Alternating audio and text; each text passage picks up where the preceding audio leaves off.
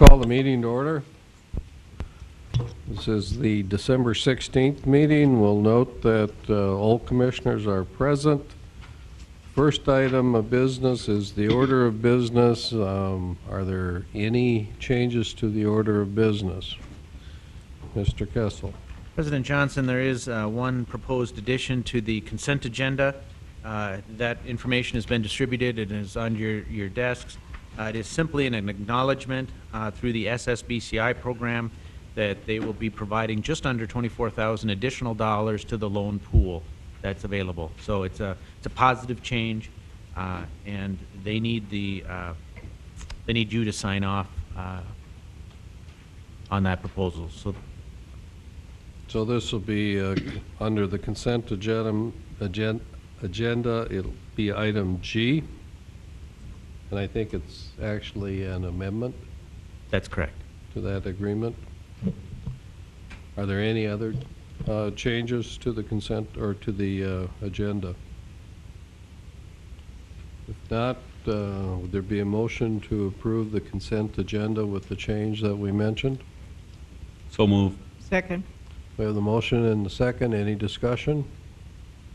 Hearing none, all in favor say aye. Aye. Opposed say nay. Motion carries.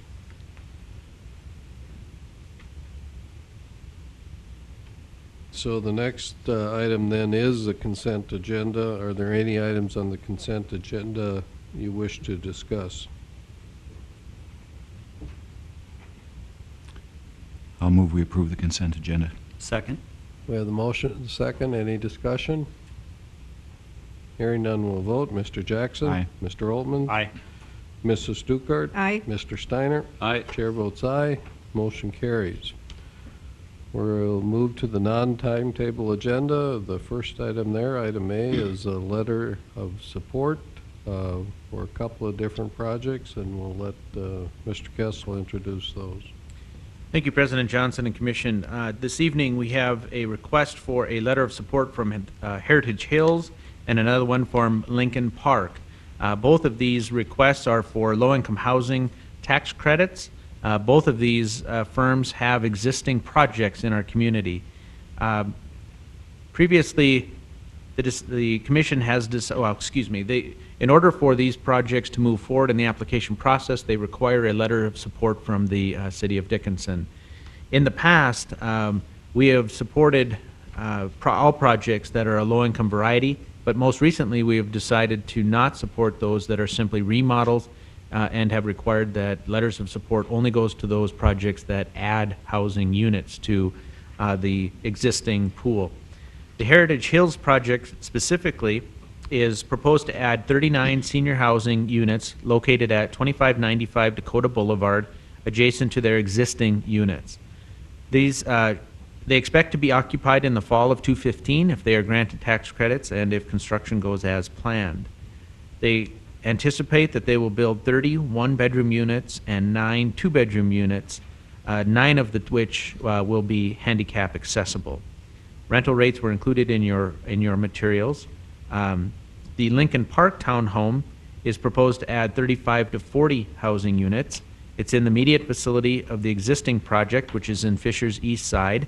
Approximately half of the units will be two-bedroom, and the other half will be three-bedroom. They anticipate rents to be either $351 or $800 for the two-bedroom, or $405 and $924 for the three-bedrooms. Again, these are income-qualified units. They'll look essentially similar to their existing project. And Mr. Ide, who is the developer for the Lincoln Park, has made himself available by conference call today if you have specific questions for him. But it is the recommendation of staff that you support both of these projects. And one other item of note is that in the past few years, North Dakota Housing has reserved some of these credits for oil-impacted areas. That reservation has no longer. So these applications will be competitively evaluated throughout all of the state projects. So with that, it is our recommendation to recommend a letter of support for both projects. Okay, thank you, Mr. Kessel. Questions? Heritage is for 55 and older, right? Where the Lincoln is for any age group? That's correct. Commissioner Dukart, I'm not sure if it's 55 or older, but it's senior orientated. I believe that to be the case of 55 and over. And yes, Lincoln Park is for any qualified individual or family. Yeah, it says on here 55 plus. I think your Lincoln Park, if you look at it, let me take a look here. Well, excuse me, the Heritage Hills says targeted to 55 plus. So, you know, I imagine that leaves a little loophole there where if there's not enough 55 plus and older that need them, they still make it available to income base. We have a lot of them here. We do.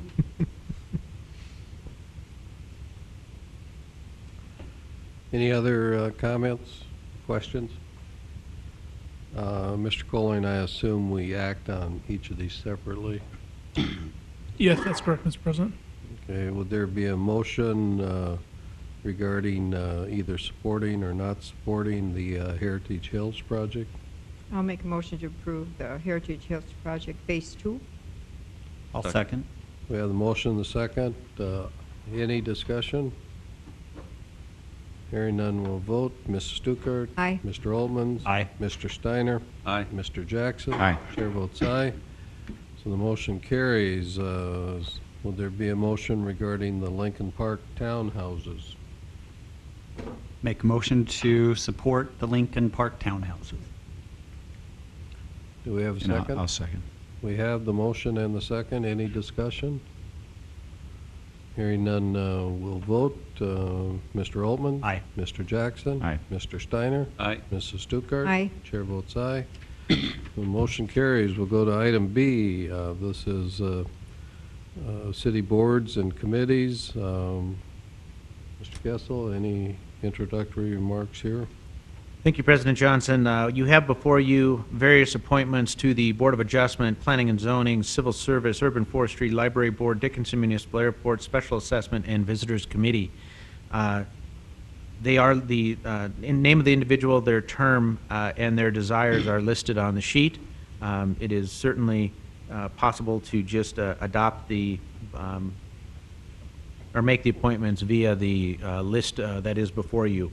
I will say that we are still seeking members of the Special Assessment Commission and the Planning and Zoning Commission. Okay. Are there any comments or questions for Mr. Kessel? I think the motion, if you agree with what's submitted, would be just to move the acceptance of the enclosed document.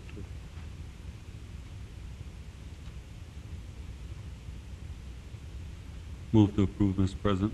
I'll second. We have the motion and the second. Further discussion? These are just the people on here that we're approving, right? Right. Okay. Yeah. For this document.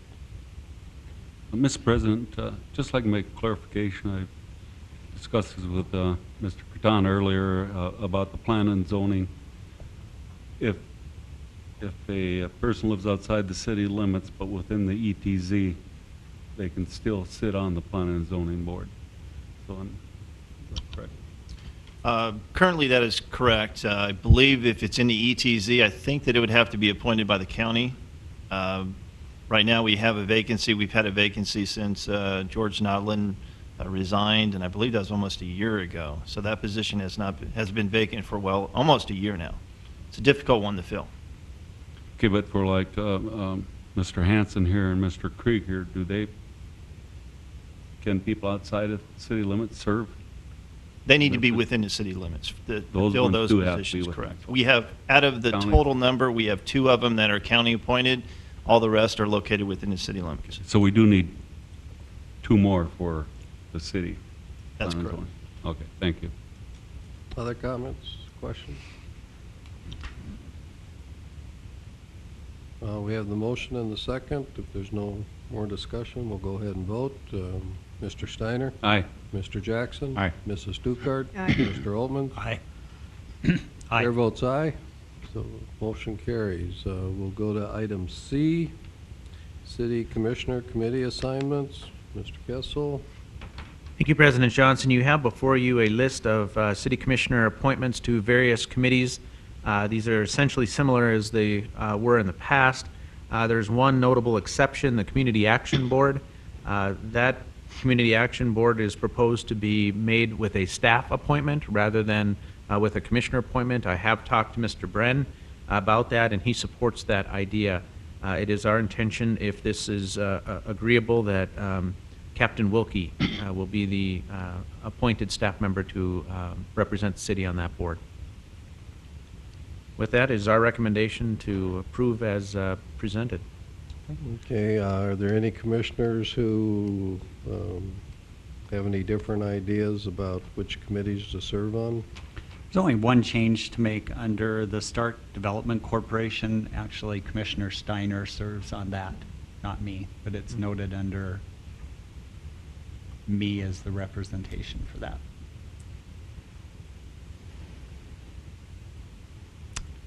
Yes, there is one other change, that there are two of us that actually sit on the Stark County Zoning Board.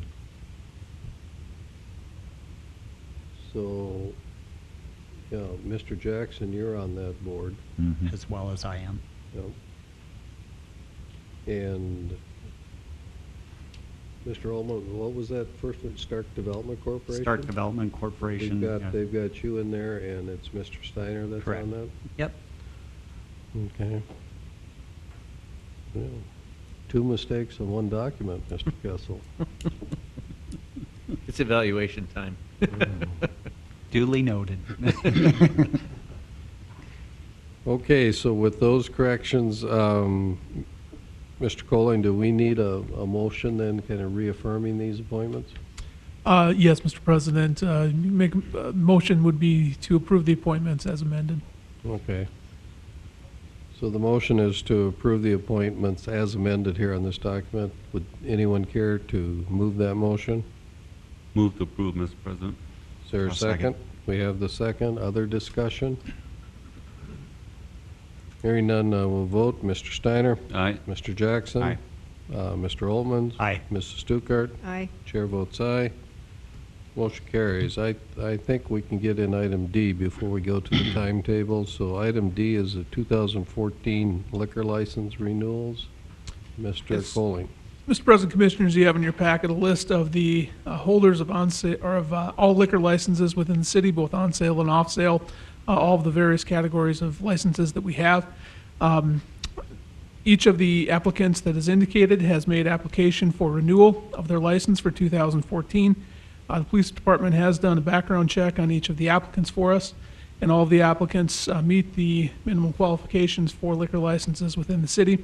We did have one applicant for an on-sale restaurant liquor license who chose not to renew their license this year, but otherwise, all of the licenses may be renewed, and if you would entertain a motion to approve the licenses as stated in the document. Mr. President. Thank you, Mr. Colling. You've heard his introduction and his recommendation. Are there any comments or questions? Would there be a motion to approve the 2014 renewals? I'll make a motion to approve renewals. Is there a second? I'll second.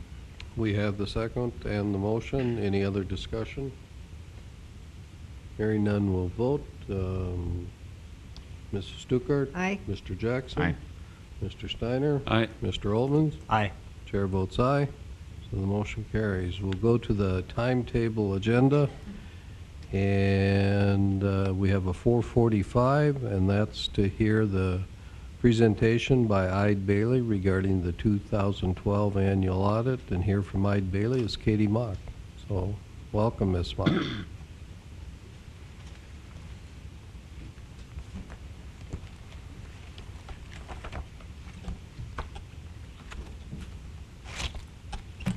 Mr. President, Commissioners, thank you for taking the time for us to present the results of our 2012 audit of the City of Dickinson.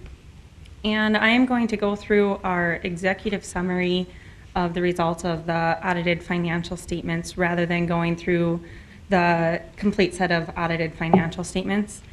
And the purpose of the executive summary is to summarize information from the audited financial statements to provide a little bit clearer picture on the financial condition of the city and to really take some of that data from the financial statements and put it into hopefully a little bit more meaningful information for you. And this is not a required report as a part of our audit of the city, but it is something that we provide as a summary. We don't provide any opinion on this summary, but it is based on the audited financial data of the city. The summary discusses the audit expectation gap, which is the difference between what we as auditors actually do and what the public thinks that we do, and just highlights some of those differences. What many members of the public expect auditors to do includes testing every transaction, taking the prime responsibility for the financial statements, preparing the financial statements, certifying the financial statements, detecting fraud, guaranteeing the accuracy of the financial statements, and giving early warning of business failure. In reality, what we as auditors actually do is we only test selected transactions, as the purpose of our audit is to provide reasonable assurance that the financial statements are free from material misstatement.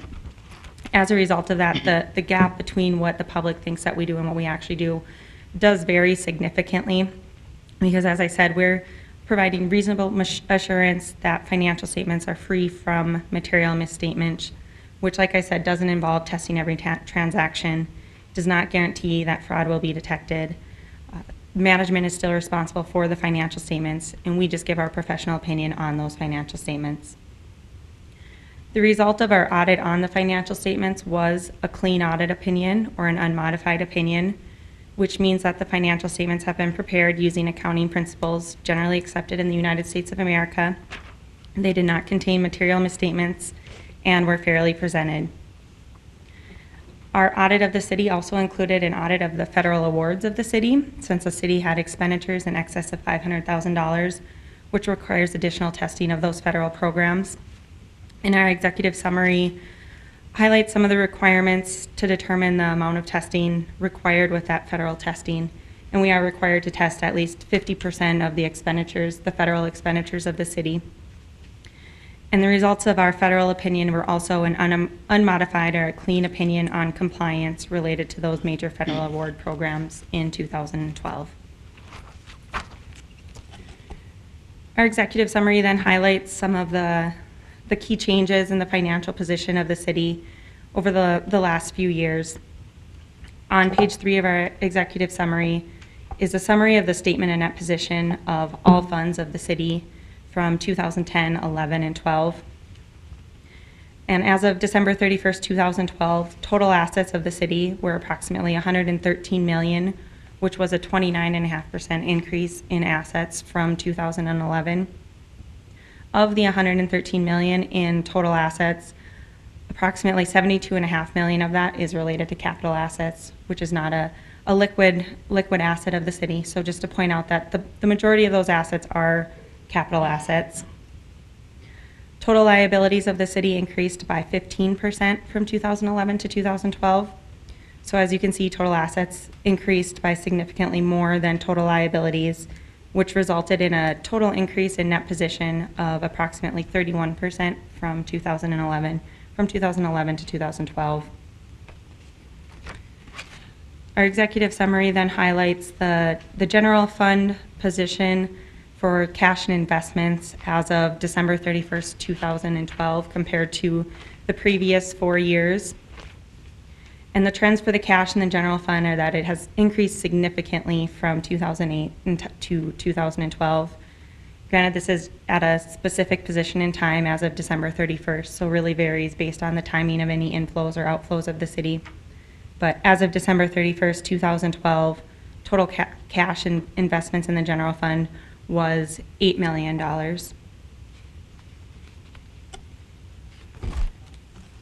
Our executive summary then goes into some liquidity ratios, which is the organization's ability to pay short-term financial obligations with a comparison of current assets to current liabilities.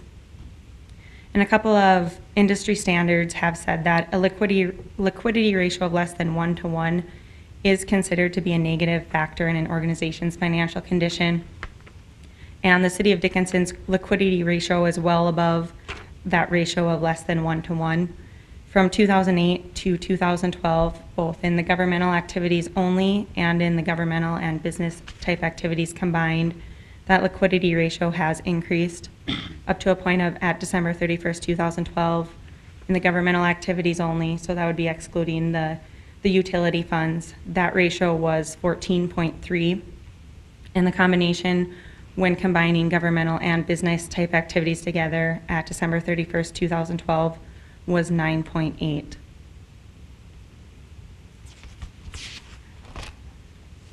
The next ratio that we cover is the net position ratio, which in contrast to the liquidity ratio, which is a measure of the city's short-term solvency, the net position ratio is a measure of long-term solvency of the city and is a financial indicator of the city's ability to withstand financial emergencies such as bad economic times, natural disasters, or major losses of employers. A higher ratio is a positive financial indicator, which indicates better long-term solvency. And the City of Dickinson has a very strong net position ratio. And again, you can see from 2008 to 2012, it's been increasing. And at December 31st, 2012, it was at 0.94, which is about as high as you can get, because you're going to have some debt. And then on the other side of that ratio, really the flip-flop of that, the long-term debt ratio, which is a measure of the city's ability to pay its long-term debt. That ratio is next, and a higher ratio in this case indicates a declining ability to pay long-term debt, and a benchmark in this area, as far as what that ratio shouldn't exceed by some financial analysts, is 0.5. And the city is at a ratio of 0.04 as of 12/31/2012. So again, well below that benchmark. So not indicated as a bad benchmark for that. So again, a very strong position there. The next portion of our executive summary really highlights some of the changes in the general fund, revenues, expenditures, and changes in fund balance over the last 3 years. And total revenues in 2012 compared to 2011 increased by approximately 51%. The largest portion of these revenues is due to intergovernmental revenues, which consists primarily of revenues coming from the State Treasurer's Office. In 2012, one of the other big revenues that came in there was also a $5 million grant related to the water reclamation facility, which did make up the majority of the increase in that area. Outside of that, the other largest increase from previous years was related to licenses and permits, which is really driven by the increased activity in the city. Total expenditures from 2011 to 2012 increased by 20%, so a smaller increase than the revenue side, which contributed to an overall increase in fund balance of the city. You can see total expenditures in the city of the 12 million, approximately 4.5 million is related to public safety, which is the largest expenditure category in the general fund. And you can also see in the other financing sources section, net transfers in or out. In 2012, there were transfers out of almost 5 million, which again is primarily related to that water reclamation facility grant that was transferred out for that specific purpose. So overall, total increase in fund balance of the general fund was approximately 2.8 million in 2012. The summary then just shows the general fund revenues and expenditures broken out in a different summary, just showing that intergovernmental revenues over the last 3 years continue to consist of the largest revenue sources, followed by taxes, and then charges for services and licenses and permits. In the expenditure area of the general fund, again, public safety is the largest expenditure category, making up 37% to 40% of expenditures over the last 3 years, followed by general government and highway and streets.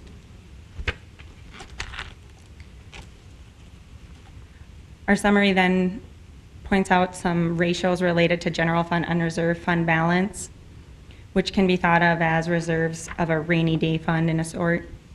And a positive fund balance in the general fund contributes to a favorable bond rating, produces investment income, provides a source of working capital to meet cash flow needs, and offers a cushion for unexpected expenditures of revenue shortfalls. And municipal credit industry views unreserved fund balances as follows. A strong fund balance would be one that's greater than 8% of expenditures. Adequate is 2% to 8%, and low is less than 2%. And the Government Finance Officers Association recommends at a minimum that general fund balance be no less than 2 months or 16.67% of regular general fund operating expenditures. And the city's unreserved fund balance as a percentage of general fund expenditures has been increasing from 2008 to 2012. And as you can see, at 2012, it was 140% of that, so well in excess of that minimum recommended amount. And then lastly, our executive summary highlights some of the changes in revenues and expenses of the proprietary funds, which includes the water distribution, wastewater, solid waste utility, stormwater, and water utility. And from 2011 to 2012, total operating revenues increased by 24%, while operating expenses increased by 23%. So fairly consistent change between the two. And then other items, net transfers in, as I had mentioned previously, the net transfers out of the general fund. There's net transfers in on this side of about $5.8 million, which is primarily related to that grant. But overall, total increase in net position of the proprietary funds of about $9.8 million from 2011 to 2012. And that is the summary of our overview of the financial statements. Thank you, Ms. Mock. Are there comments or questions for the auditor?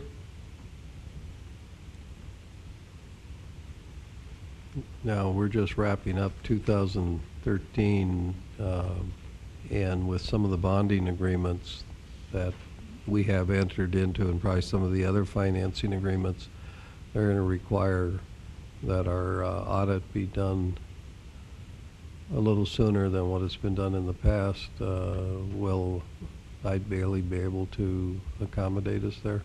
Yes, we will, and we are aware of that increase in the timeliness of the audit requirements, and we have already looked at moving up the date of when we first start our field work and have discussed that with the city employees on how we're going to accomplish that.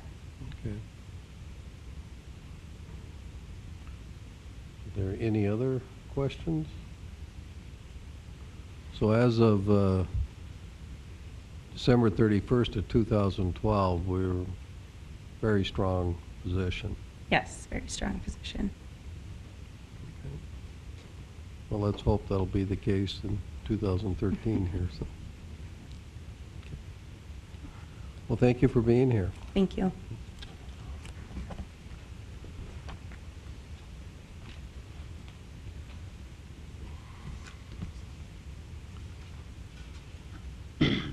Okay, we have a 5 o'clock, and that's to hear a presentation on our drainage master plan by HDR.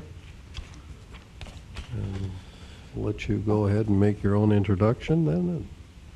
Thank you. Excuse me. Thank you, President Johnson. I'm Brent Erickson with HDR Engineering, and I'm here tonight to give you an update on the drainage master plan, specifically the framework plan.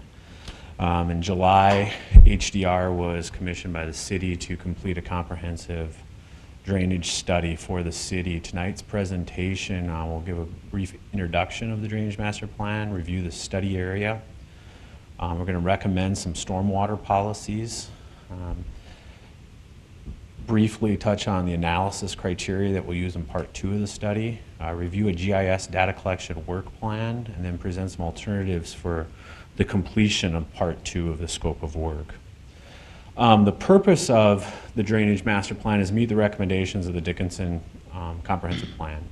It recommended that the city adopt facility plans for water, sewer, stormwater, transportation. I believe right now the only plan that is not completed is the drainage master plan.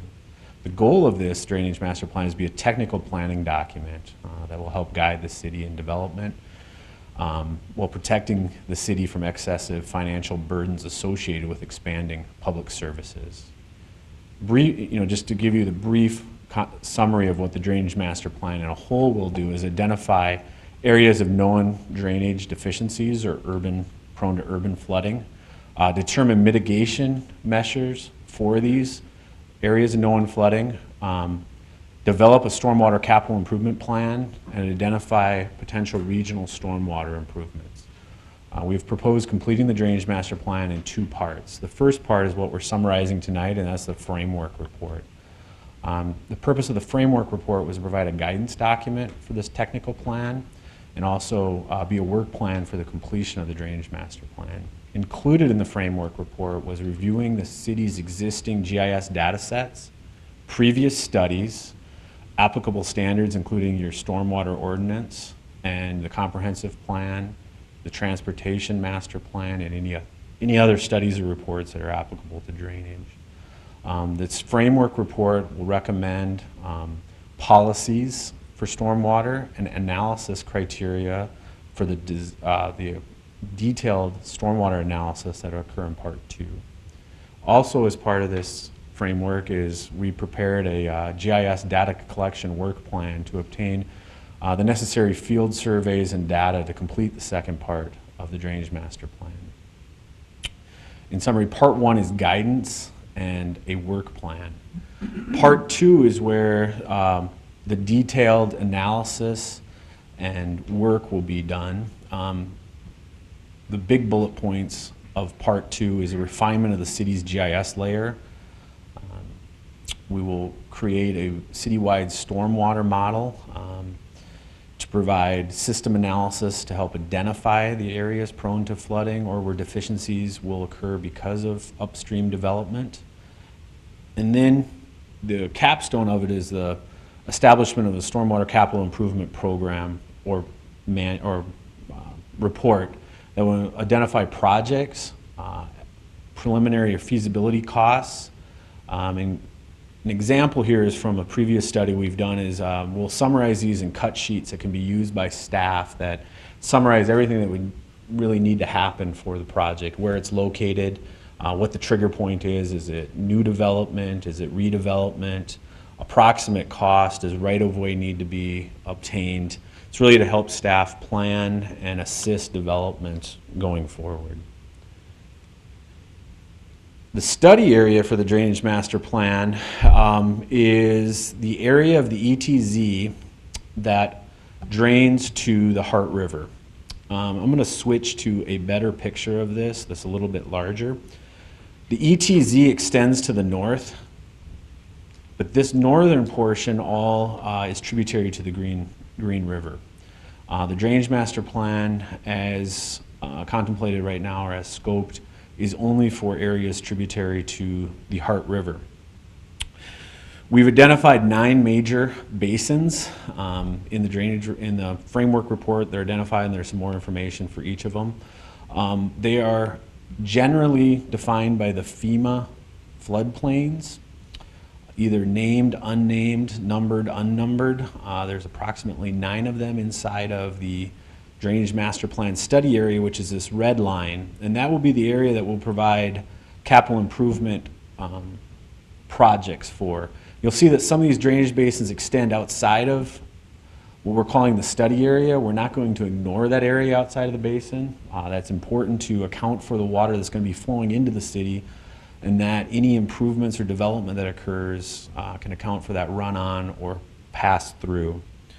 The drainage system in the city that we'll analyze will be the major drainages, which include like the Dickinson Drainage Way, the major open channels through your city, the minor drainage channels, which can be swales or ditches, and finally the storm drain system, which is your pipes, your streets, your inlets. It's important to emphasize, as unlike last time I was here, the Drainage Master Plan only deals with stormwater quantity. When I was here last, we were talking stormwater quality. So here it's really rate and runoff is what we are going to be analyzing. Not included in the Drainage Master Plan, because we did start in July, is anything associated with the western area or the western sub-area plan. That would be either an amendment or a future study. One of the prime goals or things we want to get out of the framework report or the framework portion of the scope of work is recommending stormwater policies that will really help guide not only the Drainage Master Plan Part 1 and 2, but any subsequent comprehensive stormwater planning in the city. These are we're not going to go through each one of these implementation measures one by one. We're going to go through the 5 policies, and policy 1 is stormwater infrastructure investment. Anything that's in italicized on these slides is we've taken from the either the comprehensive plan, the drainage ordinance as already adopted, the transportation master plan as it dealt with stormwater and was providing guidance to the drainage master plan. And so policy 1 is a stormwater infrastructure investment. The city will maintain and invest in its infrastructure to provide high quality service to existing residents and businesses and provide the means to efficiently serve future growth. Some of the implementation measures that we recommend with this is requiring on-site and off-site impacts be mitigated by the developers. In existing flood-prone areas, construct stormwater detention or enlarge stormwater piping. Also, evaluate expanding the existing stormwater utility to address funding for capital improvement projects and maintenance of public storm drain facilities. Policy 2 is the city will encourage development of capital projects to maximize the use of existing storm drain and infrastructure and optimize the size of the required drainage system improvements. This is a really fancy way of saying let's use what we have in the ground to the best of our abilities. We recommend allowing limited surcharging of existing pipes. That means actually flowing them past full, putting them from a gravity situation to a pressure situation, as long as we're not causing flooding or urban drainage issues. Incorporating existing private detention and public detention facilities into the modeling. And most importantly, utilizing a model that is what we term steady state, or not a steady state, unsteady state model. And simply what that is a model that allows us to go from open channel to a closed conduit back to an open channel using one model that also allows us to take GIS data to do that, but the results can be put back into GIS as a stormwater layer. This is an important recommendation that we have, is that in the future you shouldn't be tied to whatever model we choose. You should be tied to the results that you get, and that future work done by HDR, a separate consultant, different consultant, a developer's consultant, is they take the data from your GIS system into their model of choice, calibrate, do the work, and put it back into the GIS system, so that you're not going to have a continuously updated model, but that you're building upon the work that you've already done. Policy 3 is to emphasize regional stormwater management, provide regional approach to stormwater management that is consistent with other community goals and plans to address existing drainage issues and mitigate increased runoff from future development. It's important to note that we tend to think of regional as just being detention. Regional can also be large box culverts to open up and utilize an open drainage that is constrained by a crossing. It could also be putting in a large collector pipe through the city to take drainage from a flood-prone area to the open drainage. So it doesn't necessarily have to be a regional detention solution. Policy 4 is our last one that deals directly with conveyance, and that's really to protect your open channel system.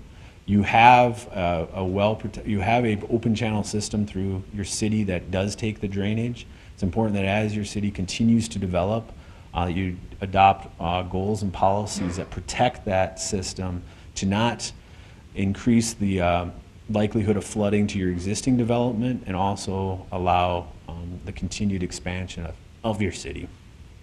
The final policy that we're recommending is that you meet state and national stormwater standards, and that's the city will support a stormwater master planning approach and manage the stormwater program within capital improvement projects and develop projects to assure city utility systems can meet the capacity of the environmental quality demands. This one is really your MS4, your quality, also your quantity, which is your capital improvement plan for conveying the water through, and it's the one policy that goes to both quantity and quality. These policies really set a vision for Part 2 and future stormwater activities. We did develop these policies with input from staff and reviewing your existing adopted plans and studies.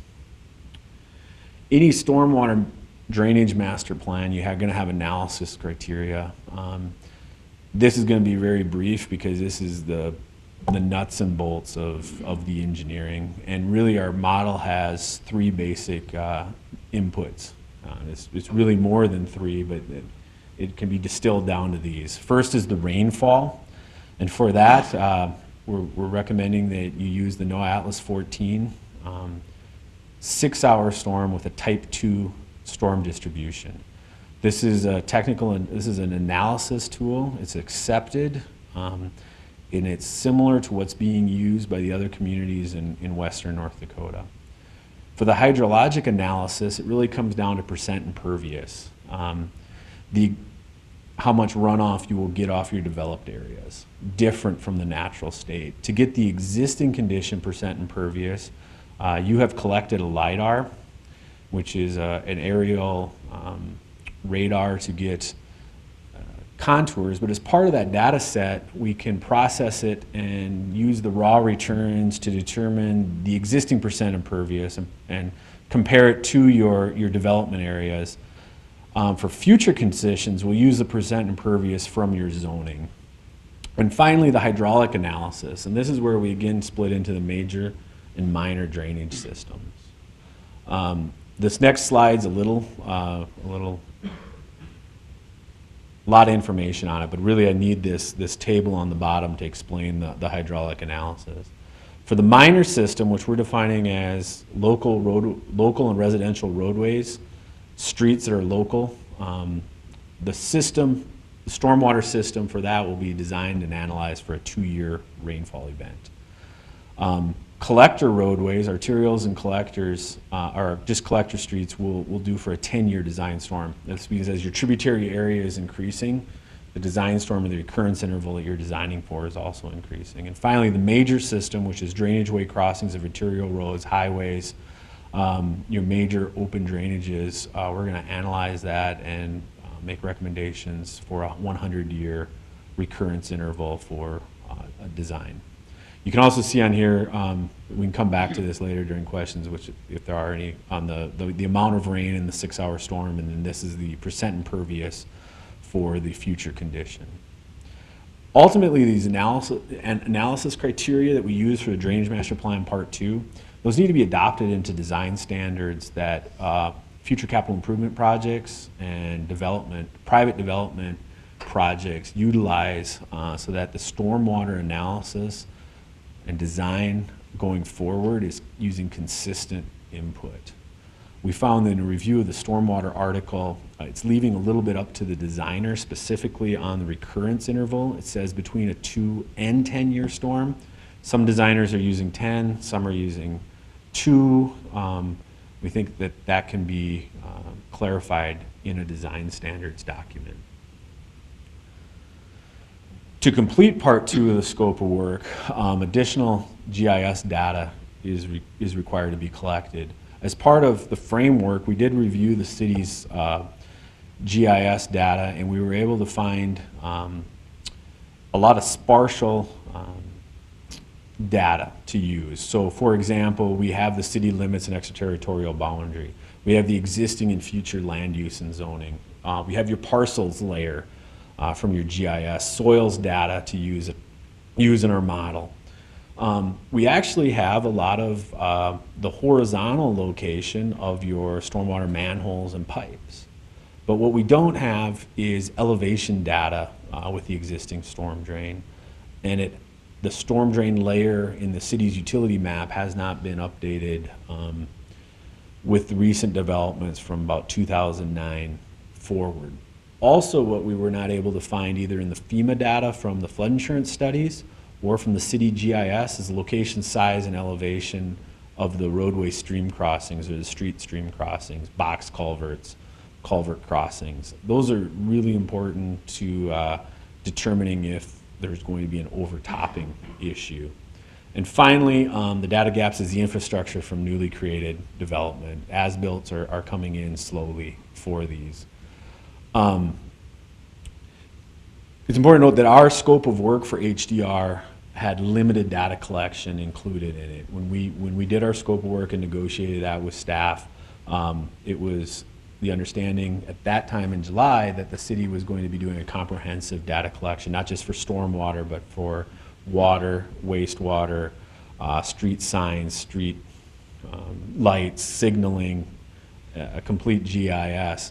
For that reason, what was included in our scope of work was just culvert crossings in the railroad right-of-ways. We're certified railroad contractors. It's easier we can get onto railroad property much faster than most other contractors and engineers, so it made sense for us to do that data collection.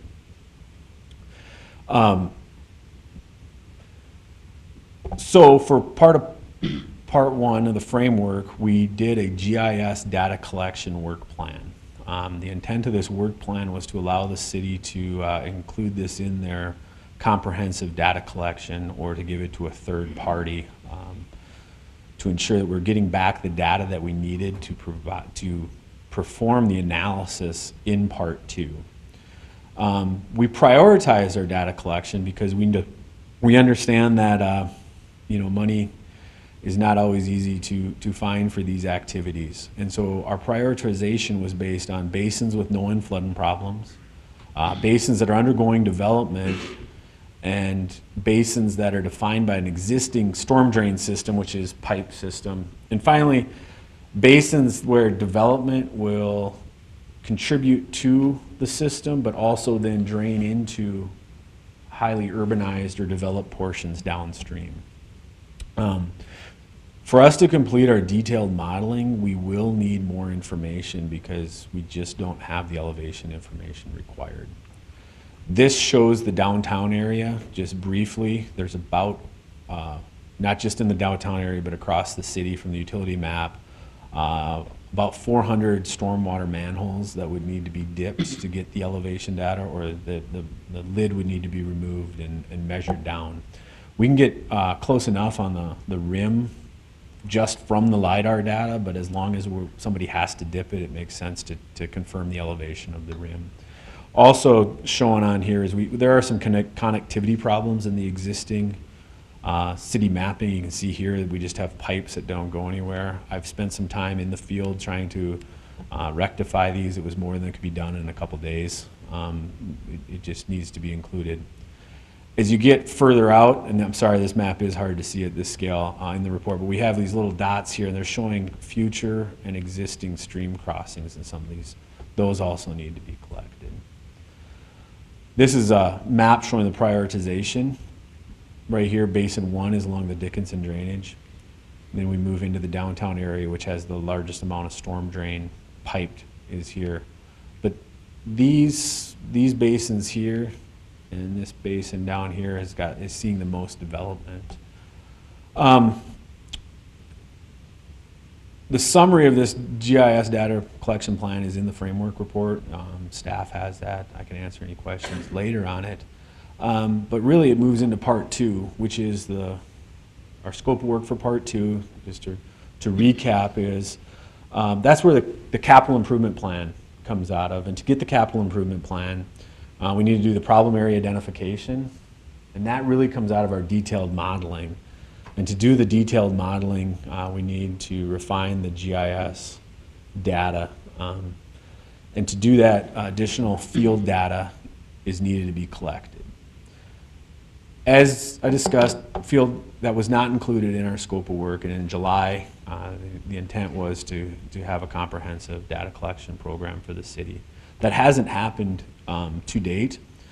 So as part of the framework, we are going to present 3 alternatives for completing part 2 of the drainage master plan, or a revised scope of work for part 2 of the drainage master plan.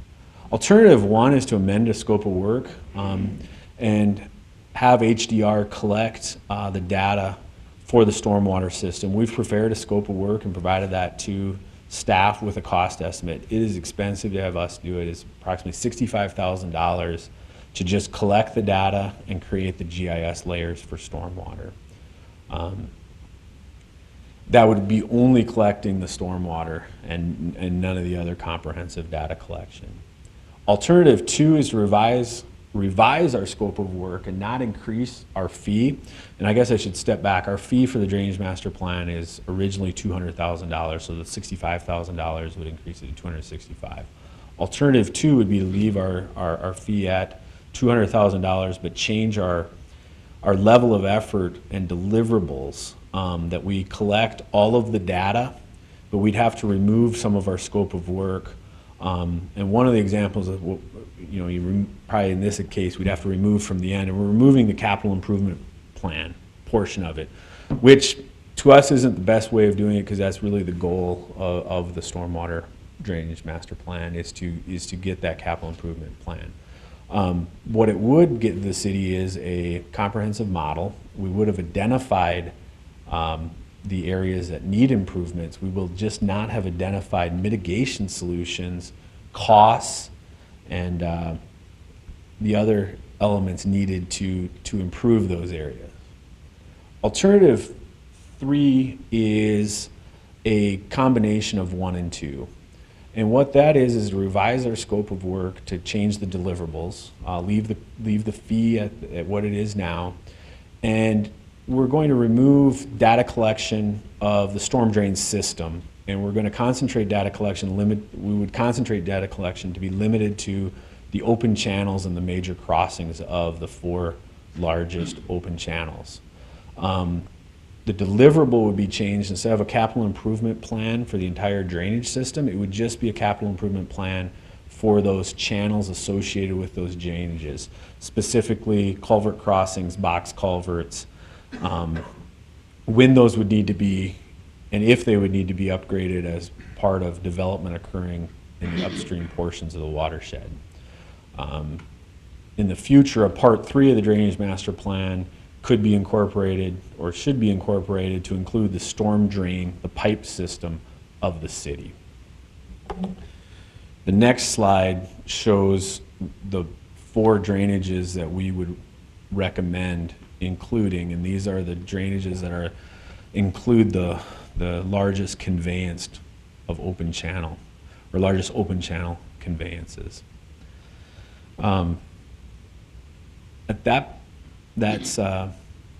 That's where we're at with the Drainage Master Plan at this point. Been working with staff, and those are the recommendations that HDR has.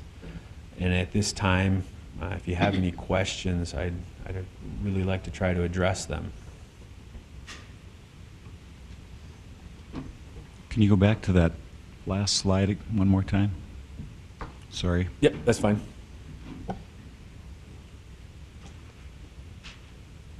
Okay, thanks.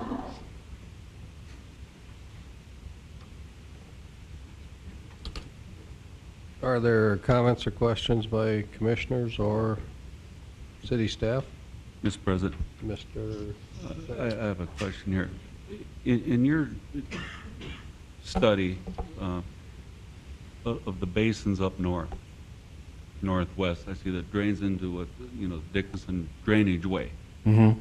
Do you have any data that shows the effect on the drainage way through the city as to how it would affect the National Flood Program?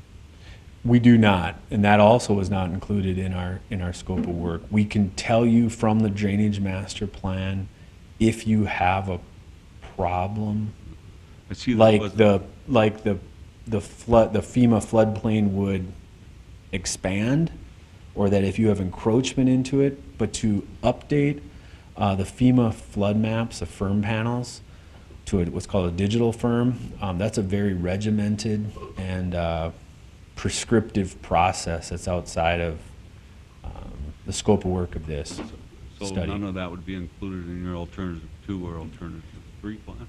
No, not updating the FEMA flood maps. What we would get out of this study, you would have to do a lot of this work up front. The hydrology and the data collection that we'd be doing for the Drainage Master Plan could be incorporated in a Alternative 1 FEMA plan either? Would that be included in your alternative 1 plan? No, the updating of the FEMA firm maps is not included in this. My point being is the property along our drainage way, you know, the property is affected by the drain itself, and to which some of those property owners can obtain loans from the banks, you know, depending on whether a portion of that property is in the floodplain or so on. And I don't think our flood map has been updated, what, since 1974 maybe? Sound about right? I think it's a little bit more updated than that. It was? Yeah. Well, I know that Commissioner Steiner, I know that some of our FEMA maps have been updated as of 2010. If I Oh. recall right, 2010, maybe 12, I think. But it was only certain areas within the city. A lot of them are much older, it just depends. The last detailed FEMA study, I believe, was 1995. And that would have been either on the Hart River, just the Dickinson drainage. 7 of those 9 drainage that we showed there, they're mapped as FEMA floodplains, but they're Zone A's. They don't have elevations associated with the floodplains, and that means they haven't had a detailed study on them. So I would guess that once we complete the drainage or the basins, it would have an effect on the flood map coming through town. Yes. It could be a positive effect on. Whether we do alternative 1 or alternative 3, we will be able to identify if there is a major problem with the floodplain mapping. What we don't have in the scope of work, and it's really just a funding issue or a funding scope, is going through the FEMA process of updating the flood insurance maps is very regimented and prescriptive, and it's a separate process. Thank you. Yeah, you're welcome. Individual properties could do a letter of map amendment, though, still in the Zone A, can't they? If there's a loan issue for an individual property, Yeah. they could do a LOMA. Yes. But that would entitle a new survey from engineers and Right, stuff right. and so on. So. You know, what you're showing us tonight, I know, is getting to a point of getting pretty technical, some of it. Yes. Have we had time to really involve staff, you know, so you can be more technical with staff and talk about some of those things? Have we had time to do that yet? Is that directed towards me or to staff? Anybody who would like to answer. Loretta Marshak has been dealing with Brent a lot on this. She's seen this report, and I think we went over it a little bit today, but I don't think any further than that have we really looked at it about engineering. Okay. You know, my opinion, I think this is really critical, the hydrologic and hydraulic, some of the things you brought up tonight, that you get consensus with staff. Wouldn't you think that would be necessary? So that we really understand what's going on. Some of it's going to be a moving target for you, because I know there are things being designed right now that are going to affect what you're doing. I really like the emphasis on the major drainage ways. You know, that I think was what really drove us to do this, was those drainage ways.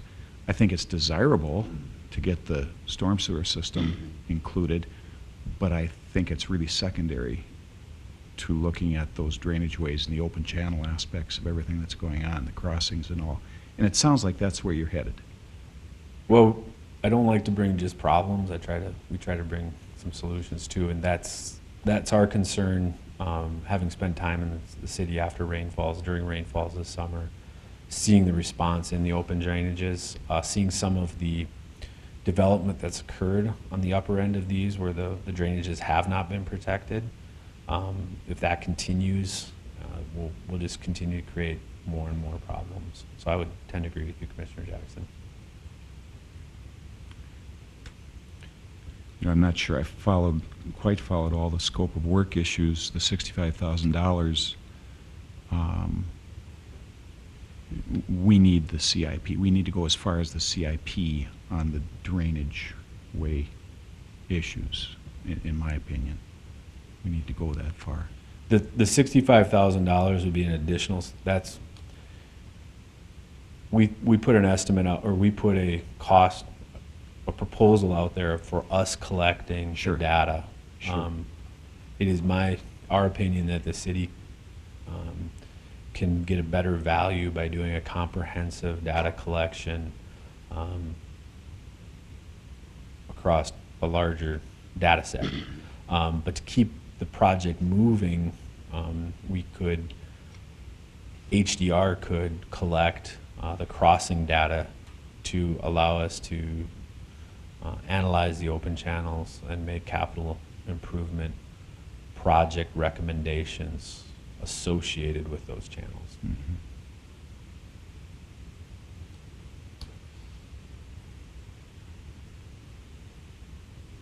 Yeah, does the staff have a recommendation on where we go from here? Or do you need more time to kind of analyze the situation? President Johnson, I think we would need more time to sit down with the report as it's put together right now with the collection needs. Visit as staff collectively. I know there's been some conversations with staff individually, but collectively we'd probably need to sit down and see where we move forward and make a recommendation to the commission in an upcoming meeting.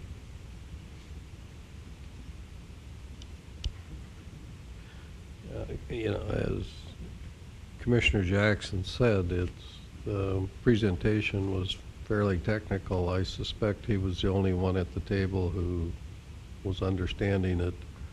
You know, we're really going to, I think, have to rely on his judgment and our professional staff here in giving us some recommendations on where we go next. I might not understand as much as you think I do, but I know you understand 3 or 4 or 5 times more than I do on this. I do think there's some urgency with some of this. And maybe I'm overstating that, but I think there's been some urgency for a year or two with some of the development that's been happening upstream in some of the drainage areas. I would not want to see the work stop on the drainage areas. I hope we can come together with scope quickly enough that we don't, you know, some of the storm sewer things, you know, we can maybe bide our time on some of that, but we shouldn't slow down on the other. Whatever that means, and I'm not sure we'll hash that out tonight as far as scope I of don't work expect we will. and all that, but Mr. Kubas, when would you envision this being back on the calendar for action? I would tend to think action on moving forward with the study that Brent's proposed. I think by our mid-January meeting, we could have some staff meeting and come to a consensus on how to move forward. Mr. Jackson, do you think that yeah. time-wise would work? I think so. Yeah, I If mean, you have a this is- reaction this to as that, fast say as so. we can. Yeah. We're getting into the bad time of year for data collection as it is. I mean, if we get no snow, it's easier. If we get 5 feet of snow, we're waiting till April anyways. So it's easier on the open channels, though. It really is, because we're not dealing with manholes or potentially having to shovel.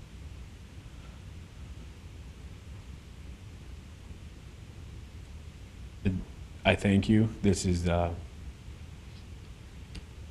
good input, and we're willing to work with whatever group of staff is assigned to work on this to get a scope of work moving forward. Okay, well, Mr. Kessel, I would assume that this falls within the city engineer's responsibility. Certainly, he would be lead staff on a project like this. So I would agree. I also agree with Mr. Kubas that we need some time as staff. For some of us, this is the first time we've seen the report. So to digest and discuss it internally and give us some time, I think is a great idea. You know, I do get a good feeling tonight that the report's going in the direction we want it to. It's going to give us some of the answers that we need.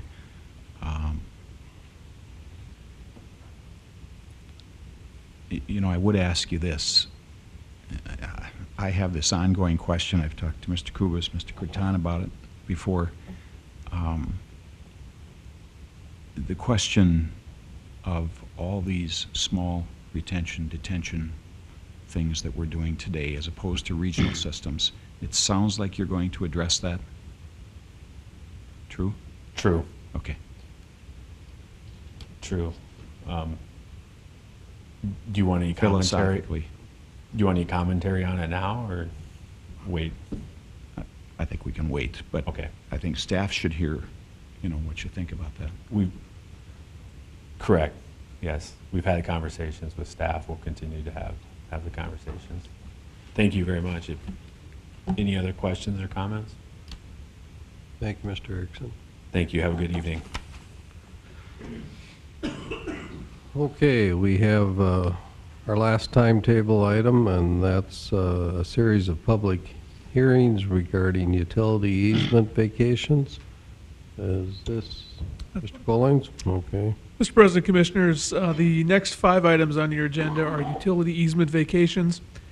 Pursuant to our process, this is the last step in vacating these easements. All of the utility companies that have utilities within the affected easements have signed off on these. It merely requires a public hearing and passage of a resolution regarding each one of these easements. We have not received any public comment or objection to vacating the easement, and city staff would recommend approval of these 5 resolutions. For your record keeping, the resolutions would start at Resolution 57-2013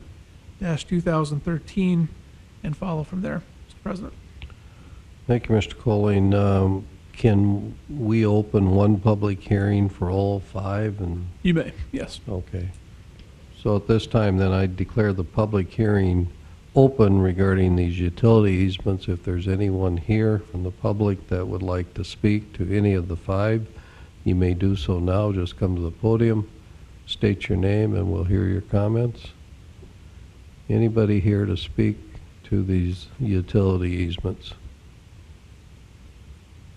There is no one here that wishes to speak, so we'll declare the public hearing closed. And then I think, Mr. Colling, we can just act on each one individually. And Yes, that's correct, Mr. President. okay. So the first one is the Cook Meadow Hills 4th edition. Mr. Colling has already stated that is Resolution 57. Would there be a motion regarding this item? Move to approve Resolution 57-2013. Second. We have the motion and the second. Is there any discussion? Hearing none, we'll vote. Mr. Steiner? Aye. Mrs. Stuckert? Aye. Mr. Jackson? Aye. Mr. Oldman? Aye. Chair votes aye. So the motion carries. Then the second one is the Country Oaks Estate, 2nd edition. It would be Resolution 58. Is there a motion? I'll move that we approve 58. Second? We have the motion and the second. Any discussion? Hearing none, we'll vote. Mr. Jackson? Aye. Mr. Oldman? Aye.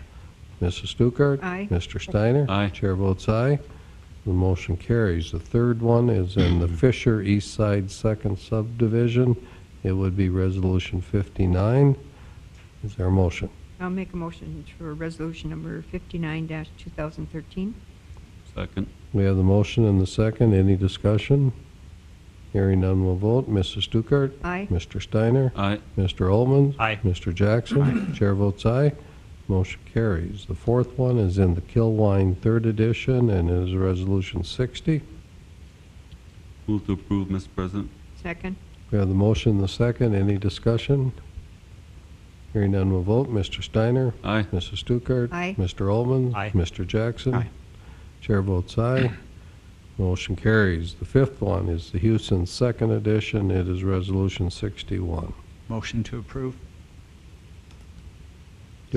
And we have the second. Any discussion?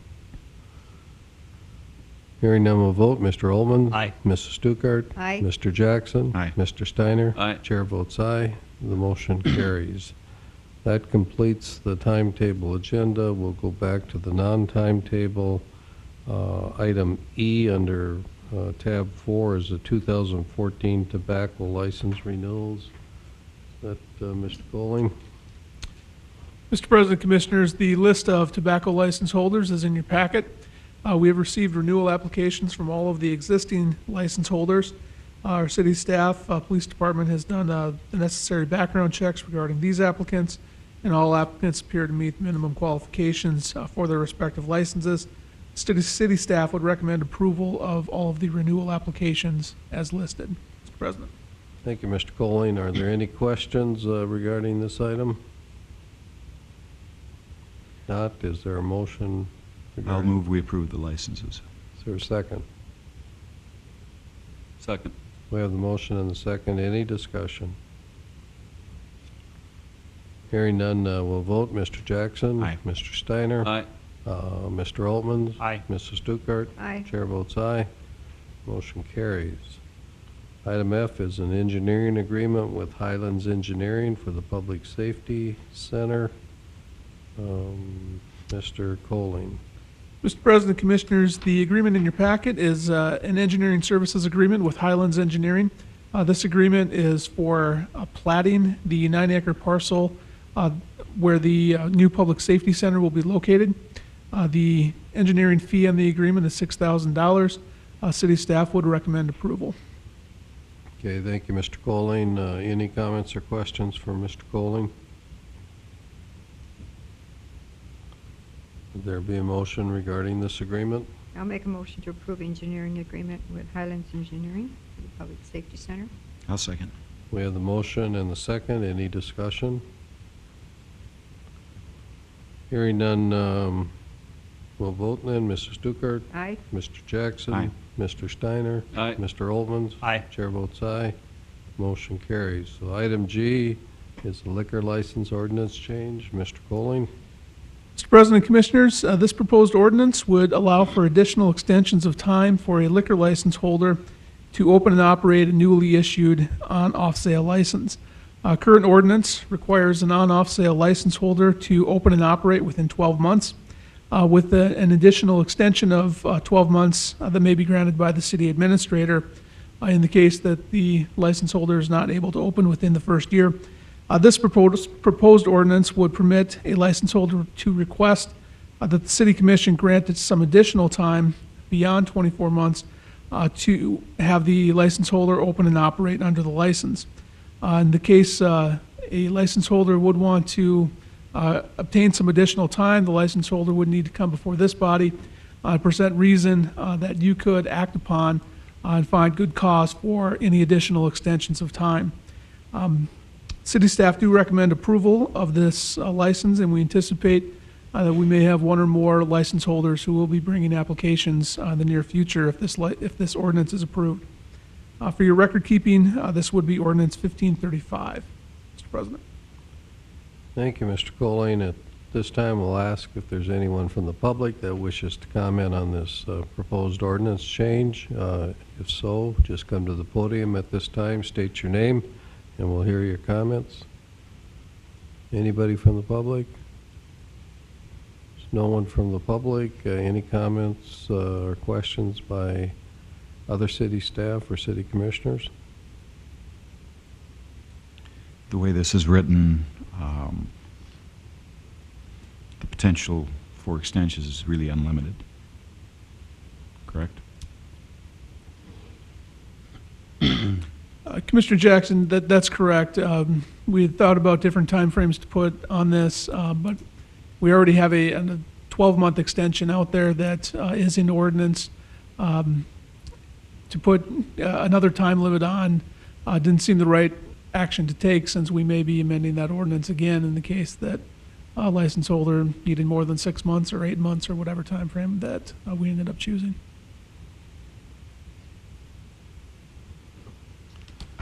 Any other questions or comments?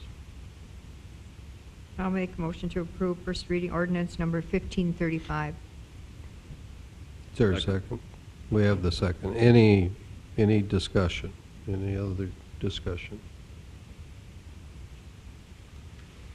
Not, we'll go ahead and vote. Mrs. Stuckert? Aye. Mr. Steiner? Aye. Mr. Jackson? Aye. Mr. Altman? Aye. Chair votes aye.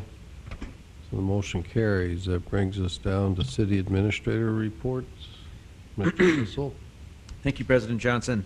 The first report is the library director position. As I reported at the last city commission, we were hopeful that we were able to return to the main candidate to become our library director.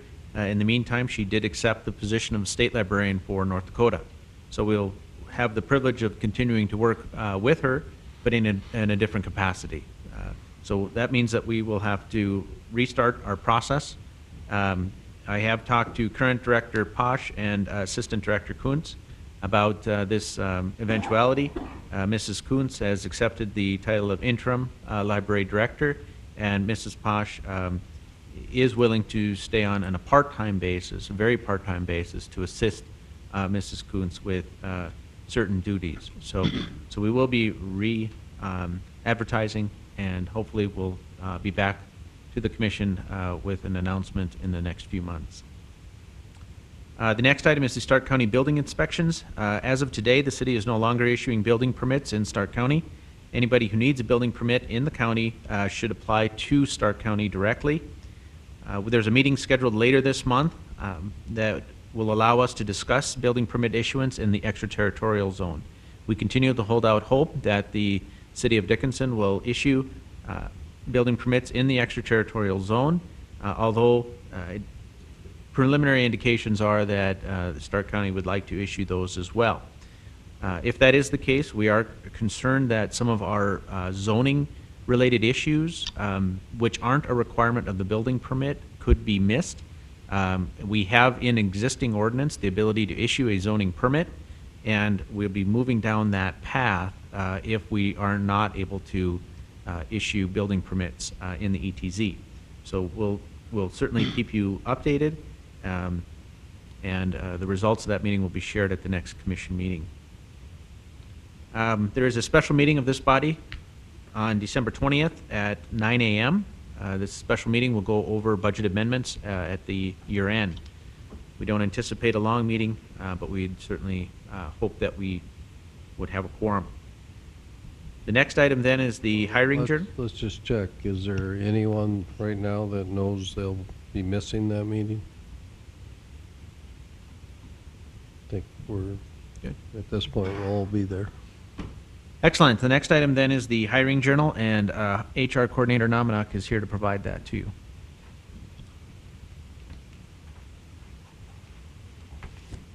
Good evening, Mr. President, Commissioners. Not a whole lot of changes to this hiring journal. Street maintenance operator position, we continue to have 2.5 full-time openings, 2 full-time, 1 half-time positions. At this time, we do not have the position advertised. We just currently hired 2 full-time people, and they're working on getting those people trained in, and anticipate advertising that real soon. Police officer position, as I said last time, continues to be a struggle for us. We had opened the position in November, did not hire. We opened again in October and did not hire. We opened in December, and we will be doing interviews tomorrow. So hopefully we'll have good luck tomorrow.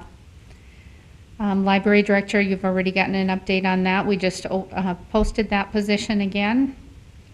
Sanitation department is starting to be a little bit of a challenge for us again. We have a laborer position open. We had 3 qualified applicants and only 1 to interview. So we'll be doing an interview on Wednesday for that. Sanitation operator position is still open. Sanitation supervisor, we have 2 supervisor positions, and both of those are unfilled. And that's the end. Any questions? In total, how many openings in the police department are there right now? We have 4 positions for police officer open. We have 1 person right now from the October opening that is still in the background phase. So it's a possibility that we could have a hire there. If that person is not able to be hired, then we have 4 openings. Do we have any active process of encouraging our current staff to help us recruit? It's always encouraged, and they have been doing that. Nothing monetary, if that's what you mean. You know, we've been talking with staff. Some of them have gone out and done some recruiting. We do ride-alongs. We ran an ad on the radio recently and encouraged them to come in and visit with the current police department staff, those type of things.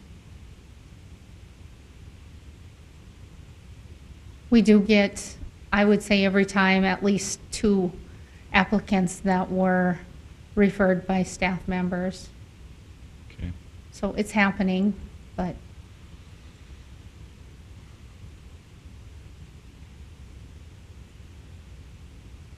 Other comments or questions? It's still a pretty tight labor market then, from city's perspective. I don't think our cold weather helps much either. They're not wanting to move here. Oh, it wasn't bad today. No, it's very nice today. All right, thank you. All right. Mr. Kessel, you want to continue? Thank you. The next item is the Wink Solid Waste update. The City Commission has asked the city staff to come back in December or January and provide you with an update or recommendation on the recommendations that Wink has made with regard to moving forward with a loose fill scenario at our landfill. We will be prepared as a staff to provide you that recommendation at the next commission meeting. And we have incorporated some of those into the 2014 budget. Then the last item is the regional plan update. This is the sub-area plan. We did hold the owners meeting just the other day. Community Development Director Corton and I made presentations at that meeting. There was about 24 people in attendance. I thought it went pretty well. I think there were some under the impression that we were going to annex the property right away in whole, and it certainly is not the case. It is our intention to try and develop a plan to discuss all of the issues related to potential annexation, such as providing city services, how to do so, what zoning and land use would look like, and so forth. So based on the response that we have, we're planning to move forward with a RFP for that project, and would also expect that to be presented to the City Commission in January. That concludes my reports this evening. Thank you, Mr. Kessel. Are there any comments or questions for the city administrator?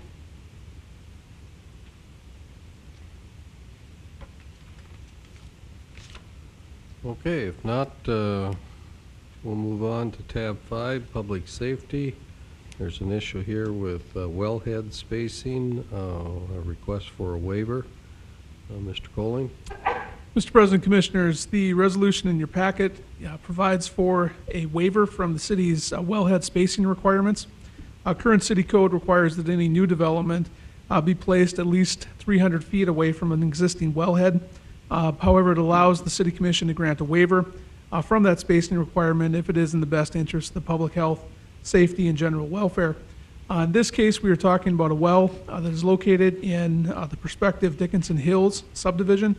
This is located to the west of the West Business Loop in the southwest corner of the Interstate 59 exit. This is a newly developed area, and there is a wellhead located in that subdivision. It is an injection wellhead, and in talking with the developer along with city fire department staff, the fire department has reviewed the site and has recommended a well spacing of at least 150 feet. That is the resolution that is in your packet. City staff would recommend approval of that waiver, and for your record keeping, this would be Resolution 62-2013. Mr. President. Thank you, Mr. Colling. You've heard his report and recommendations. Do you have any comments or questions? I understand the difference here is that we don't have truck traffic. That is one of the differences, Commissioner Jackson. The other is that this is an injection well with a dedicated pipeline. It's not a well where they're actually pulling crude oil up from the ground. It's a different sort of well, as well as the fact that there's not general truck traffic accessing the site. This site will have a workover rig on it from time to time, and that is one of the reasons why fire department recommendation was to maintain a 150-foot spacing. If that should change, that we have truck traffic in there, would that change our feelings about this? And does this allow us to back away from this? Are we concerned about that? You know, I guess what we are addressing now is the current condition of the well. If the condition of the well would change, I think it would change some of staff's feelings about whether or not the well waiver should be granted. As it is in our code now, this waiver will get incorporated into the plat, and there will be a no-build notation on the plat within 150 feet of that wellhead. Buildings are likely to go up 160 feet away from the wellhead. So this is, I think, the decision of the city and you as a board as to whether or not to allow that spacing variance.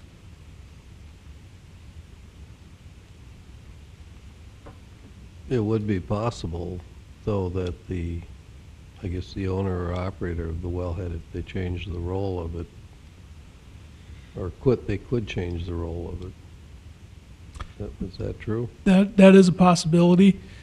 Typically, when a wellhead, a well site changes in its nature, if they begin drilling on that well site, it requires a siting hearing before the State Industrial Commission. We do have some provision in our code with respect to screening from a well site, but the actual location of where a well is going to be drilled is a matter that's regulated by the state and by the Industrial Commission. In order to change the nature of this well, the well owner would need to go through that process with the state before any change to the well site would be made. The city would have an opportunity then to submit testimony regarding that issue. That's correct. So if we opposed it, we could essentially go to Bismarck and give testimony in opposition. Correct. Because, if we approve this, there will be buildings just outside of 150 feet from this well site.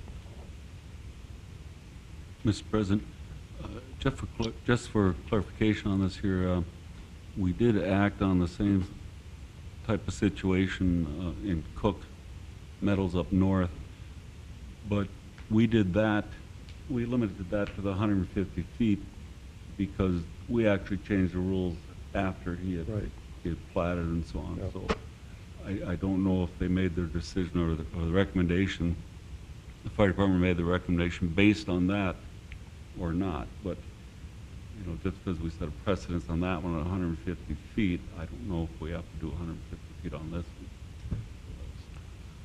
Just for information. If I recall, I think the well in question in that Cook edition was a actual petroleum producing well. That's correct, Mr. President. That well is an extraction well. Yeah. They're extracting crude. And that was by residential, too. This will be basically commercial, right, on the corner? Mr. President, in addition to the one on Cooks, we required as part of their application that they had to have a fire engineer state that the mitigation efforts for the 150 would be satisfactory based upon the Uniform Fire Code or International Fire Code. So they had an additional requirement in which they met. This is just an injection well. As Attorney Colling has already mentioned, that the State Industrial Commission would be, if they decided to change that, they would involve that. It's my understanding that they have changed the regulations that any new well has to be at least 500 feet away from structures or residential structures. So based upon this development, I don't think they would ever grant it, even if we did not provide testimony. Okay. Thank you, Mr. Cretan. Any other comments or questions? Is there a motion regarding this request?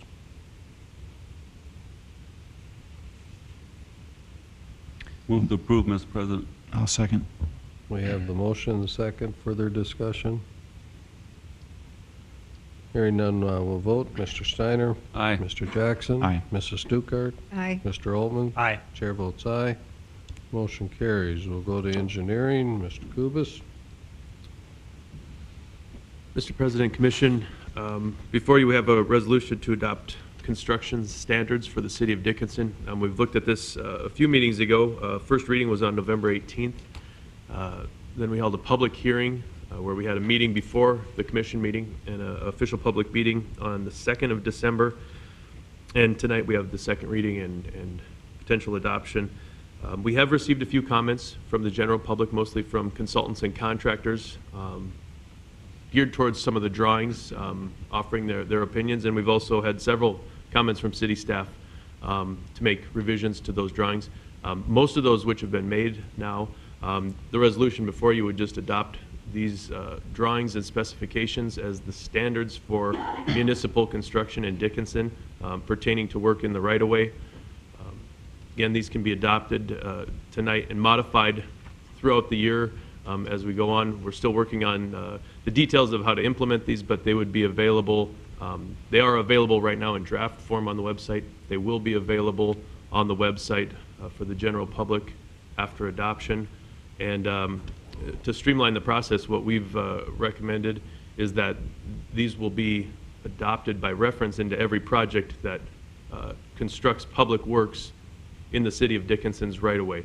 So if it's a consultant working for the city or another consultant working for a developer, they simply reference the most current version of the Dickinson municipal standards.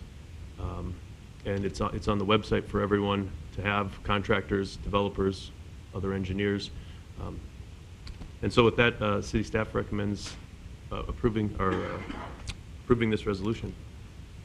Okay, thank you, Mr. Kubas. Before us, we have second reading of ordinance 1534. Before I ask for any action by the commission, invite anybody from the public that wishes to comment regarding 1534. You may do so now. Just come to the podium, state your name, we'll hear your comments. Anyone wish to comment on 1534? There's no one that wishes to comment. Are there any comments or questions by city commissioners? Not. Is there a motion regarding the second reading and final approval of ordinance 1534? I'll make a motion to approve the final reading, or second reading, final approval of ordinance number 1534. Is there a second? Second. We have the motion, the second. Any other discussion? Hearing none, we'll vote. Mrs. Stuckert? Aye. Mr. Altman? Aye. Mr. Steiner? Aye. Mr. Jackson? Aye. Chair votes aye. The motion carries. We'll let you continue, Mr. Kubas. The next agenda item is the authorization to award the contract for the 10th Avenue West project. This is on the north side of Dickinson from 29th Street, where 10th Avenue West currently ends, all the way to 40th Street, the next section line road. It's approximately a half-mile project. The project was bid in the October 2015 DOT bid letting. There was 3 bids received, and the low bid was from Meyer Contracting in the amount of $2,459,225.08. This was within 3% of the engineer's estimate. And staff's recommendation is to award the project. If awarded, staff can prepare the documents and get those off to the contractor for their signature. Okay, thank you, Mr. Kubas. Any comments or questions? Just a curiosity, do we know how many bids were received? There were 3 bids. Okay. And on our work spreadsheet, I see this is going to cost the city, in round numbers, $1 million. Were we carrying that estimate on our worksheet for the city share of this? Do you know what we're carrying? I don't know offhand the amount we were carrying in the spreadsheet. The project was in the spreadsheet, though. Right. I don't know if we had $1 million for that one. Mr. Kessel, do you recall?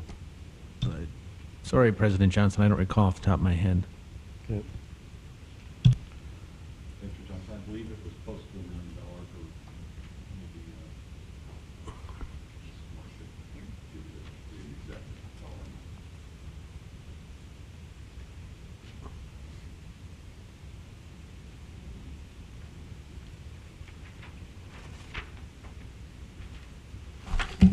Good evening, Mr. Mayor, Commissioners. Looking at our spreadsheet that we had kept for the Engineering and Public Works Department, it looks like 1.7 million. right. Thank you, Shirley. It looks like how much 1.7, well, it's not, is the city's share? That is what we are carrying for the city share. Oh, so this is $1 million. So this is a little better. This is better. Okay, very good. Thank you. Thank you. That doesn't happen often, so approve it quickly. Other comments or questions? All right, is there a motion regarding this contract? Make the motion to approve? We have the motion to approve an award. Is there a second? second. We have the second. Any other discussion? Hearing none, we'll vote. Mr. Olmans? Aye. Mr. Steiner? Aye. Mrs. Stuckert? Aye. Mr. Jackson? Aye. Chair votes aye. Motion carries. We'll let you continue, Mr. Kubus. Moving on to reports, there was another public meeting held for the State Avenue Railroad Grade Separation Project. The reason for the additional round of public involvement was another access option was brought to the table. And this was to access a couple of the businesses who would be cut off from State Avenue, and State Avenue would be their only point of access today.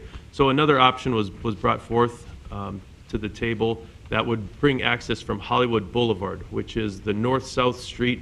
In the packet that I had for you, it's shown as option number 5. And it would extend Hollywood Boulevard to the west and underneath the State Avenue, what is going to be the State Avenue Railroad Bridge, to access the UPS store and the Breakforth Bible Church. The meeting was an additional round of public involvement, not required by the process itself. So what the DOT elected to do was have an invitation only to the affected neighborhood, and we called it the neighborhood meeting.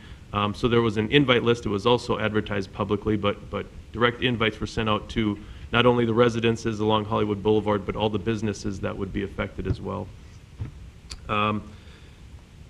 The comments that we had received, and there's a summary of the meeting minutes itself, but the official written comments that were received, there were 3 from businesses and 2 from homeowners along Hollywood Boulevard. And so essentially the options now being considered are options number 1 and number 5. That packet officially lists options 2, 3, and 4 as well. All 3 of those options required businesses to be bought out. The DOT wasn't favorable to that. I don't think staff was either, so we're down to options 1 and 5 right now. I guess right now, this is just in a report format. I'd like to give the commission time to digest the information, read through the public comments that were received, and at our next meeting in January, the January 6th meeting, to make a recommendation on what the city would like to see move forward with. The ultimate decision will still lie with the Department of Transportation, though. Are there any comments or questions on the State Avenue options? I do have some questions. Yeah, go ahead. I'm glad that we will have time to look at this, but I believe the last time we talked about this, I know Mr. Malberg was in at that time also. I don't remember having these drawings, this degree of detail at that time, but in 1 and 5, would these be the primary access? Let's say 1. Would that be the primary access for Dickinson Ready Mix? Well, for 1 and 5. I would say that No, it wouldn't be. One of the comments received in there is a 3-page letter. I see that, yeah. From Dickinson Ready Mix. And they do state that their preferred access, and part of the reason that, you know, they were not in favor of option 1 was so they could continue to have their access go out on West Villard. Option number 1, while it goes out to West Villard, wouldn't fit with the access as they currently use it right now. So I believe their intention wasn't to use option number 5 as their access. It was just to not have the access in option number 1 be built. Although it would be a public street. If option 5 were built, it would be a public street. You or I could drive to Dickinson Ready Mix on option number 5. But the intent for the truck traffic would be to use their access as they use it to the north right now. So in well, go ahead, Gene. Well, so in option 5, is the main user the UPS facility in option 5? The main user would be the UPS. Okay. Yep, to get delivery trucks and walk-in customers. If option 5 is the option the DOT selects, what you're saying then, though, is that access from West Villard to Dickinson Ready Mix, as shown in option 1, is still present in option 5? Correct, but it would only be access for Dickinson Ready Mix. I don't know if it would be that exact same configuration because. But that entrance there doesn't go away. No, I don't believe it would go away. Okay. But they wouldn't be building that cul-de-sac that's shown in option 1. Correct.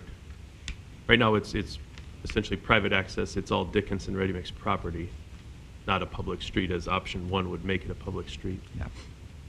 Okay.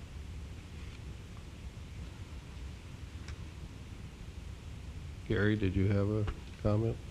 I was just going to say, I think Dickinson Ready Mix doesn't access West Villard right there. A little further west, I believe, is where Dickinson Ready Mix accesses Villard. West of what? West of option 1. There's a city right-of-way there, I believe that's what they use. Oh, you think they're further west than what's shown there? Okay. Mr. Malmberg, are you here today because of this issue? No, sir. Oh, okay. I was going to say, if you wanted to comment on this issue, we'd certainly hear your comments. We just... I can comment on the presentation that evening. I was one of the invited guests, and it looked pretty vehemently by the residents along the street going by the old KC Club was pretty intense. So I don't know what's going to transpire there. That was the thing that seemed to throw a wrench into gears. And you take the whole side yard of the house at the corner down there, the whole side yard of the house disappears into a city street. And that was not very acceptable. So there are no good alternatives for the DOT? I talked to them at length, and they were wringing their hands, and there was gnashing of teeth, and there just was no, and I called Scott O'Lean, and I said, why were you not at the meeting? No one from Dickinson Ready Mix was there. And apparently the invitation, and he had gotten a personal invitation, had been mislaid, and he did not attend. So Dickinson Ready Mix's position wasn't expressed, but they are vehemently against option number 1. They have to move a batch plant if that happens. Yeah. And Mr. Kubas, you said we do have a letter in this packet? Yeah, the letterhead is from Ebeltoft Sigler. Oh, okay. But regarding that very issue? Yes. Well, this packet was just presented to us about 2 minutes before we gavelled the meeting in order, so we haven't read this, but the DOT would like the city to weigh in on which alternative they endorse then on the January 6th meeting? Correct. Similar to what the city commission had done previously, I think at the October 4th meeting, option 5 didn't exist at that time, and the city recommendation was for option 1 to move forward at that time. And the DOT took that into consideration, but didn't make a decision on what they're calling the west business access. And then this option was, like I'd mentioned, brought to the table, more public involvement, and now they're looking for the city's recommendation again. Final ultimate decision still up to the DOT, but would like the city's weigh in on it.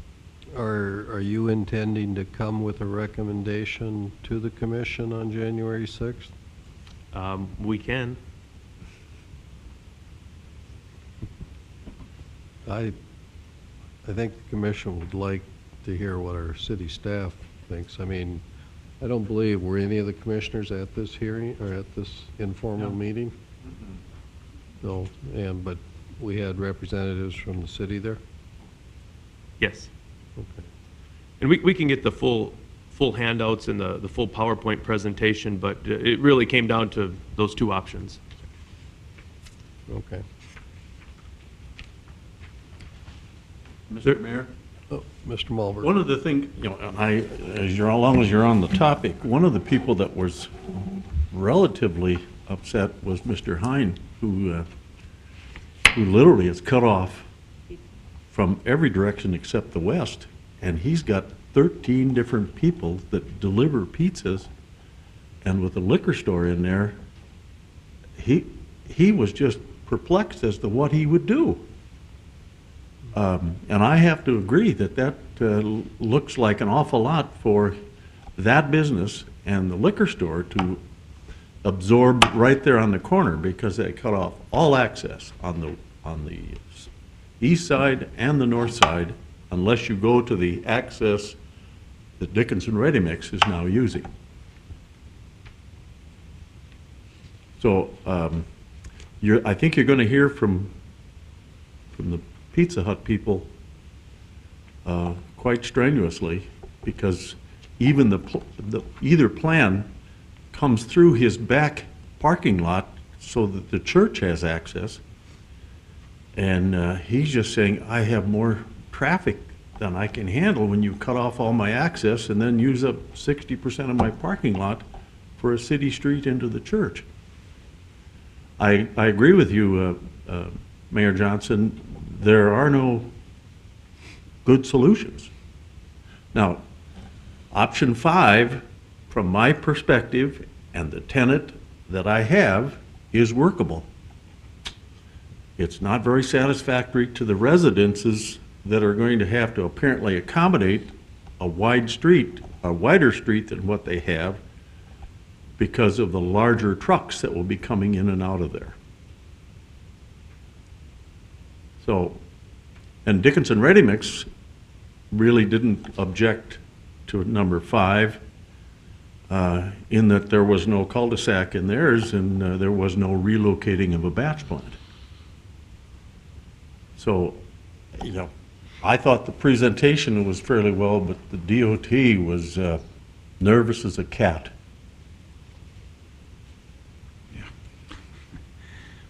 And as long as you are here, Mr. Mulberg, tell us again how many trucks UPS?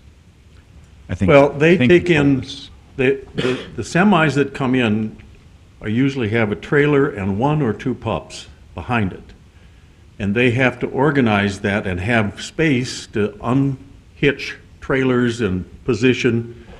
If we went with like option 1, UPS would have to go somewhere else and find ground to get permission to disassemble a truck, bring it in piece at a time, and then go back out and reassemble it and send it down the highway. Other than that, you have all the delivery trucks coming in and out, and those are usually 3/4 ton or less. And there are probably 25 of those. But they're in and out all day long.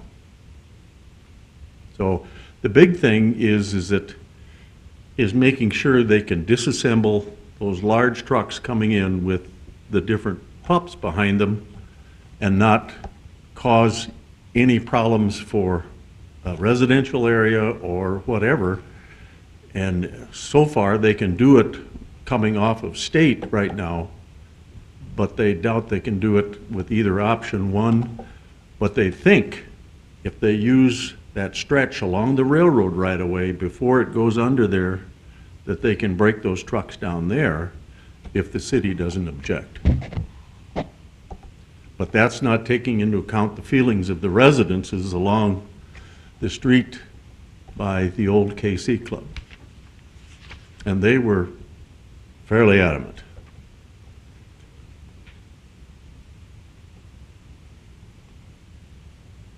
Now, I did discuss with the DOT the possibility of a third option whereby Dickinson Ready Mix secures a lot of the property, but with the help of the DOT. And all of a sudden, the DOT has no obligations at all. No cul-de-sac, no roads, no nothing.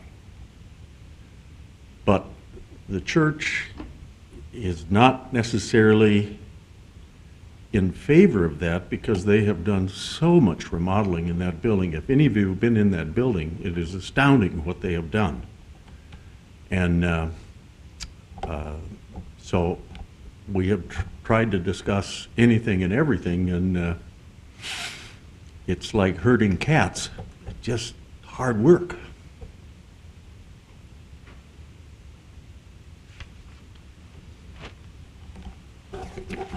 Thank you for your time. Okay, thank you, Mr. Wahlberg. Well, we have a couple weeks to work on this. We'll meet as staff too and come back with recommendations. Sure we'll be in touch with the DOT and with their consultant in those 2 weeks as well. So, Well, yeah, I would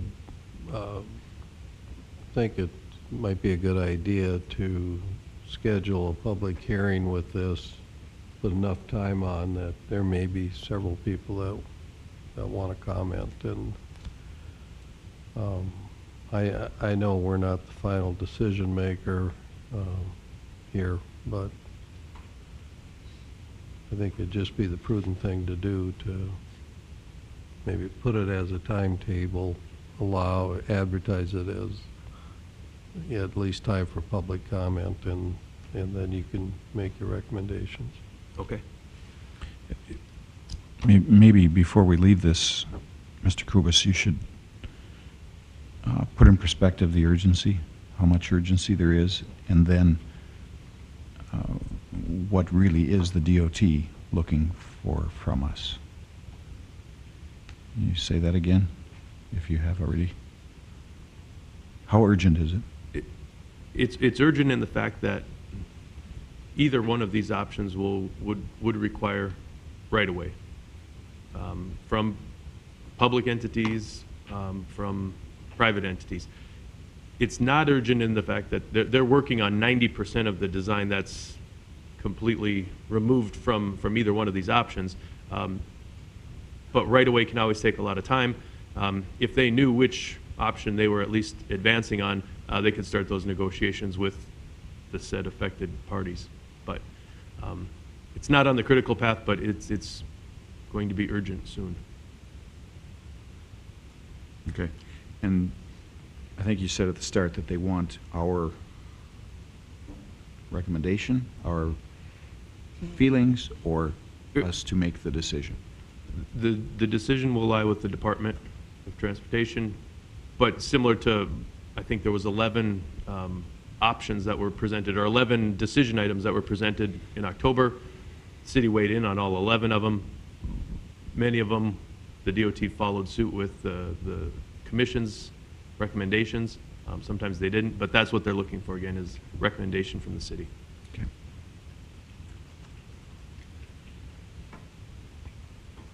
If we are done with that one, moving on, there was a signal, a traffic signal at the intersection of 21st Street and Highway 22 that was sideswiped by a wide turning truck. This was several weeks ago. In the temporary, this is in the northwest quadrant of that intersection. And in the interim, a steel brace was put up. The pole never did fall over. It continued to function, but it looked precarious. And so a steel brace was added to it, anchored into the concrete sidewalk. The cameras were readjusted, so it functioned, but it probably wouldn't have functioned through the winter. A traffic signal takes 4 months to manufacture, and even before we'd get it on site. So the permanent fix is going to be this coming spring. City staff felt that the temporary fix we had was just too big of a liability out there. The pole was still leaning probably at a 20-degree angle. So the proposal that was in your packet was from Edling Electric in conjunction with B&K to put a more permanent fix. And while I haven't got up there yet, my understanding is that fix was implemented last week. And so these temporary signals are in place, and the damaged pole is now not teetering over traffic like it was before. So just wanted to give you that update. Any questions on that? I'm assuming Signal? we'll be reimbursed from the truck insurance? That's the intent, yes. The PD and city staff have the insurance information from that truck driver.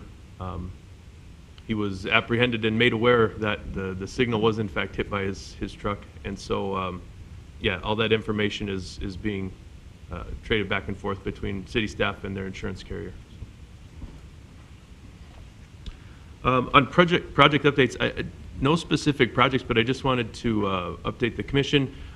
In general, we're seeing more projects coming in the door. The first month or so, I would say October, we had no new projects come in the door from site plans and water, sewer, street plans for developments.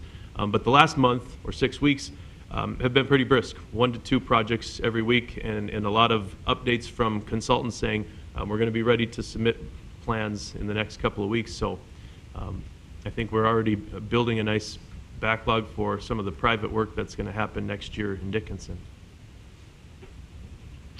That concludes my engineering report.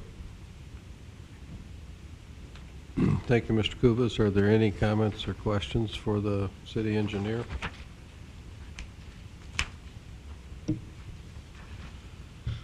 Okay, Mr. Zaroff, we'll go to Public Works. You have a utility easement? Actually, Mr. President, I get to take that one for the utility easement. This is another utility easement vacation, this one located in Country Oaks, 2nd edition.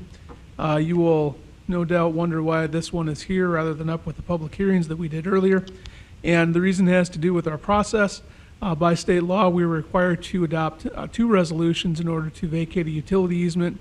This resolution for this matter calls for the public hearing, and then we advertise that resolution for 30 days and come back for the public hearing, at which time the easement vacation is formally adopted. This resolution is the first step in that process, defining the easement and calling for the public hearing on that.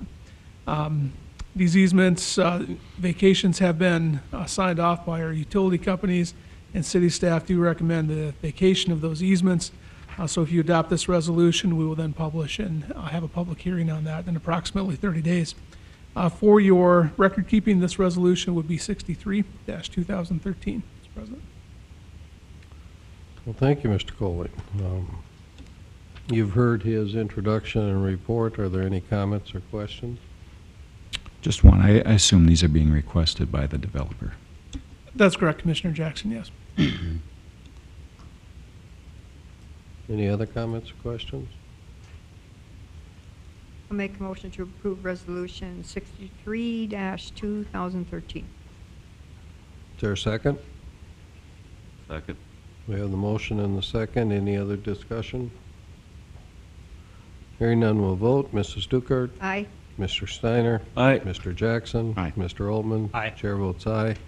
So the motion carries. So, Mr. Zaroff, are these your project updates? Yes. Okay. President Johnson Commission, we went through most of our projects last Friday. but I just have a couple updates. The West Lift Station will have a pre-bid conference tomorrow, and we will be opening that bid on January 7th. And we're continuing, I did discuss Lift Station 12 last week, but we are still looking at different alternatives for Lift Station 12. One of the things with those alternatives, one is parallel the interstate highway. I did contact Federal Highways. They still haven't got their recommendation from the state. So at some point, we're going to have to, I guess,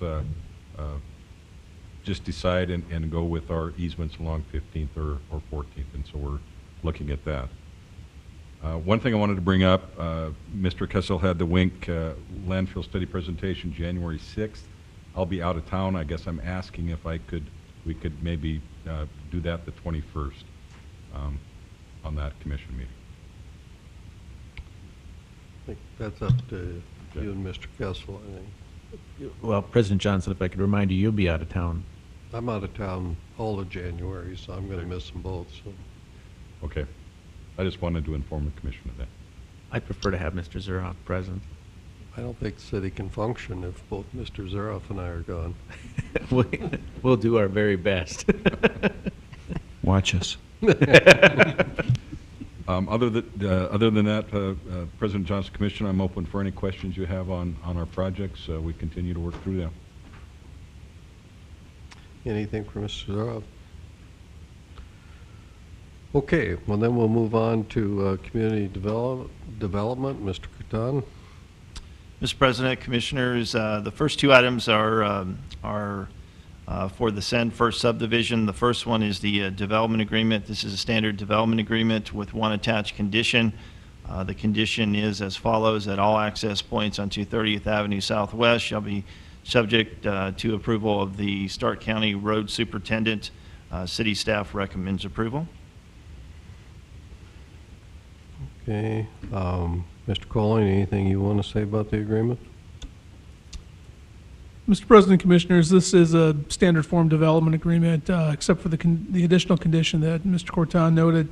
I have no issues with the development agreement or the development. City staff recommend approval. Okay. Any comments or questions by the commission? I'll move we approve the development agreement. Is there a second? I'll second. We have the motion, the second. Any other discussion? Hearing none, we'll vote. Mr. Jackson? Aye. Mr. Altman? Aye.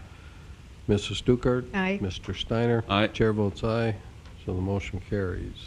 Mr. President, the next item is the final plat for the Send First subdivision. This property is located south of Patterson Lake, the northwest corner of 8th Street Southwest and 30th Avenue Southwest in the ETZ. It is approximately 6.72 acres, and it consists of 5 lots. The Planning Commission and city staff recommend approval contingent upon the one attached condition with the adopting resolution. Mr. President? Thank you, Mr. Curtin. Are there any comments or questions for him? Is this Resolution 64? Yes, that's correct. I'll make a motion to approve Resolution 64-2013 with the, what did you add there? With the condition attached with the resolution, yes. With that. Is there a second? I'll second. We have the second. Any discussion? Hearing none, then we'll vote. Mrs. Stuckert? Aye. Mr. Jackson? Aye. Mr. Altman? Aye. Mr. Steiner? Aye. Chair votes aye. Motion carries. Anything else, Mr. Curtin? Mr. President, I want to bring to your attention that city staff will be bringing forward the new sign code. Back in the summer, we had several meetings with the Planning Commission and went through updating and changing the sign regulations. The reason it hasn't been brought to you over the last several months because there was editing and formatting that I needed to do in order to bring it forward. I just want to mention to you tonight that we will be bringing it in January with it, and I'll give you a summary of some of the changes that will be attached as part of the sign code. We're updating the definition section, specifically modernizing that to describe illumination and the electronic LED signs that could be allowed. A lot of our definitions within the existing sign code, or there was a lack of, we mentioned phrases, or but we didn't define them. So we're making sure that everything that's described within the sign code is at least defined for clarity. Clarified on-premise and off-premise signs. I've had to make a determination several times that off-premises signs, which would be normally billboards or other advertisements that would advertise a business or activity off-site, are prohibited under our current code. This specifically states that.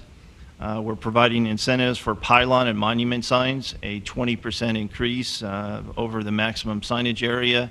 The reason for that is to encourage pylon signs instead of pole signs. It's more aesthetically pleasing, and monument signs as well. We updated our prohibited sign list, clarified design elements as part of our signs, removed a lot of repetitive language that was attached with our existing code. Sign area, we are proposing to reduce the total sign area for commercial and industrial signs 1/2. I think our code is pretty liberal with respect to that. We do allow a lot of signage that you can have depending on how big the lot is or how much frontage you have. We feel that signage is necessary, yes, but not to the extent that could have been allowed within our existing code. So we're recommending that would be 1/2 of what the existing signage would be. Removing the sign requirements within it and just stating that the community development director could from time to time provide the application materials instead of specifically mentioning it within an ordinance that makes it more difficult to modify. And clarifying the non-conforming sign provision within that. So with that, I can answer any question. I will have that for you for the first 2 meetings in January, and hopefully you'll adopt the new sign code. Mr. President. Thank you, Mr. Catan. Are there any comments or questions for Mr. Catan? All right. Hearing none, then we'll move on to the city commission items. We do have one item scheduled. That's city administrator's evaluation. Before we get into that, I'll ask if there are any issues from other commissioners. Okay, well then we'll move into the performance review. I have compiled the I guess the comments from individual commissioners. Along with that compilation, I gave it Mr. Kessel the entire packet of each of your individual comments, and of course that's available to the public. You just have to make that request through the city. In general, Mr. Kessel, I guess I'll start with leadership. The 3 categories are regarding expectations, does not meet expectation, meets expectations, or exceeds expectations. When it came to leadership, 4 of the commissioners said you exceeded expectation. 1 said that you meet expectations. Commissioners commented on your vision and ability to see the big picture and inspire others. Another recognized your strong leadership skills and ability to work with other government officials outside the city of Dickinson. 1 commissioner commented on the need for a long-term comprehensive city staffing plan. Management, 3 commissioners rated you as exceeding expectations or your performance, and 2 meeting expectations. In their comments, the commissioners commented on your ability to manage your large workload, delegate tasks, and being open to input. You're doing a good job of implementing the city comprehensive plan. The importance of retaining and selecting city staff was also emphasized. In terms of job knowledge, here all 5 commissioners rated your performance as exceeding expectations. Commissioners commented that job knowledge is a strong point for you and recognize this as a particular strength. Next category was in communication skills. 4 commissioners rated you as exceeding expectations. 1 rated your performance as meeting expectations. Commissioners in general commented that your communication skills are strong. 1 commented that this is by far your strongest trait. Another commented that you could return telephone calls and emails more promptly. Regarding professional development, 4 commissioners rated your performance as exceeding expectations, 1 meeting expectations. Commissioners noted that you're doing a good job of continuing to develop your professional skills. Should be noted that you became an accredited city manager through ICMA this past year. 1 commissioner suggested you spend more time in Dickinson and less time on the road. There are 2 categories on relationship building, 1 with city employees and 1 with the community. With city employees, 4 commissioners rated you as exceeding expectations, 1 as meeting expectations. All commissioners, in general, commissioners give you high marks with maintaining a good working relationship with city employees. 1 commissioner referred to developing a city staffing plan. In regard to relationship building with the community, 2 commissioners rated you as exceeding expectations, 3 as meeting expectations. All commissioners expressed positive remarks regarding your external community relationships. 1 commissioner noted there is room for improvement with contractors, developers, and the Stark County Commission. In general, I thought it was a very positive performance review, I say on par with the previous 3 years review. It looks to me like it's perhaps the strongest review you've received from a commission here. And I would also then invite comments from my fellow commissioners as it relates to your performance in case I've missed something that they would like to emphasize. Anybody?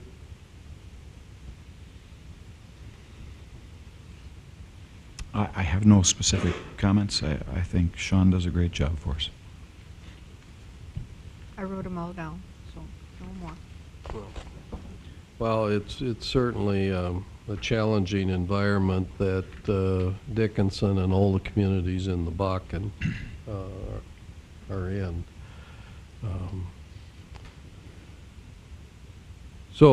Mr. Altman and I then met and discussed salary recommendations for next year. It is also the conclusion of a 3-year employment agreement. So we're recommending another 3-year employment agreement that was in your packet, and we're recommending a 2014 salary of $126,000. To get there, we not only considered performance, but we looked at a fair amount of market data with what are the salaries for other city administrators, primarily in the state of North Dakota. And then we also looked at some of the salaries of other public officials here in our city. And to give you a flavor of this, Fargo in 2013, their city administrator was paid in round numbers $170,000. We didn't have a number for 2014, but it was indicated that the increase would be a cost of living increase. If you look at Bismarck, they were $139,000 this year. They're going to nearly $146,000 this coming year. Grand Forks will be about $141,000 in 2014. Minot will be about 136,000 in 2014, as will be West Fargo. Mandan, about 101,000, and Jamestown, about 101,000. So our recommendation is for 126,000, and Mr. Altman, if you have any comments that you'd like to make. Sure.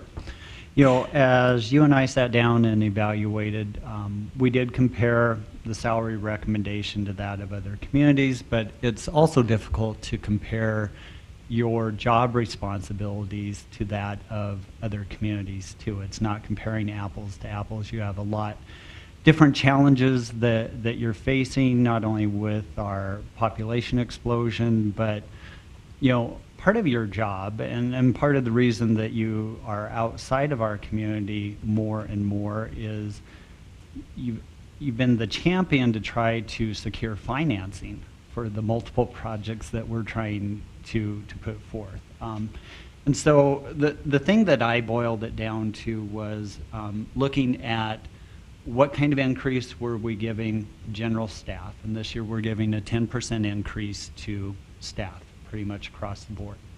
To our executive team, we're giving between a 9 and a 10% increase to the executive team. And so when we plugged those percentages in, the mayor likes nice round figures. That's why we came up with the increase that you're coming in at.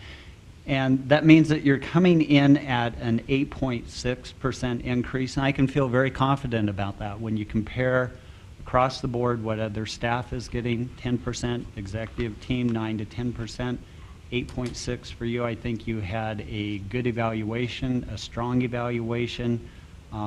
This means that you're coming in at a percentage that is relevant to what we are providing for increases to other staff, and I feel very confident about that. Thank you, Mr. Altman. Any comments or questions by other city commissioners?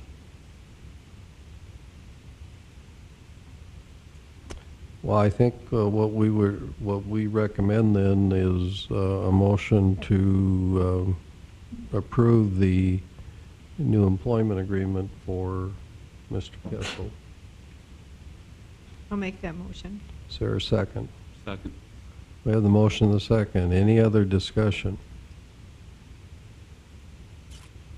Hearing none, we'll vote. Then Mrs. Stuckert? Aye.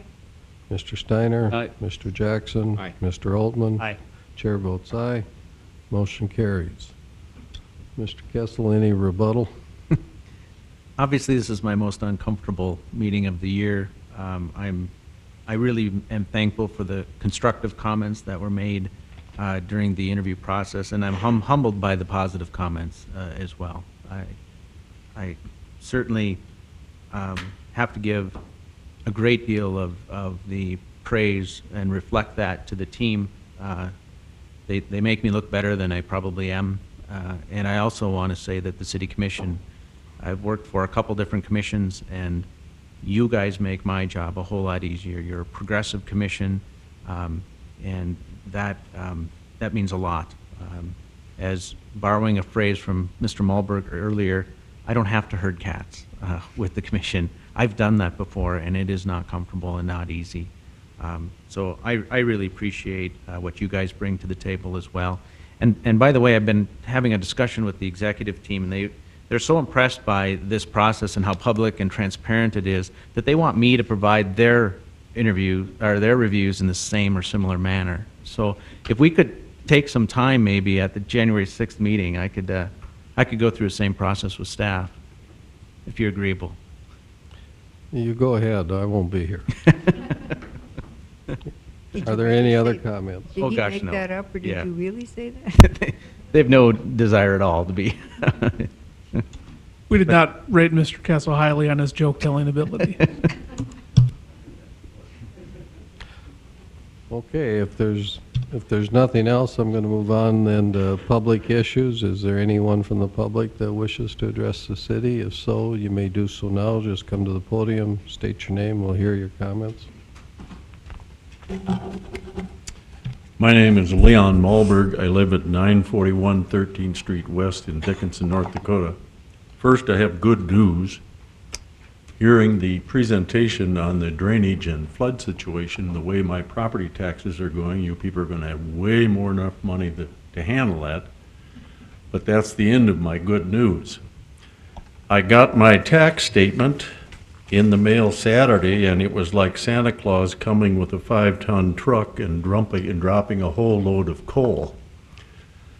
Needless to say, about a year ago, I wrote a letter to the editor. In my opinion, the city manager took exception, indicated that it was probably a half-truth or probably not all the truth or cherry-picking. I didn't think so, and that's what prompted me to come in front of the city commission. At that time, the taxes went up $452 on this one building, and that's the UPS building, which was about a 17% increase. And I stated the percentage of increases for all of the entities that receive tax money from that property tax. This year, even after all of the, quote, property tax relief from the state, the property taxes went up $1,224.44, which is about a 34% increase.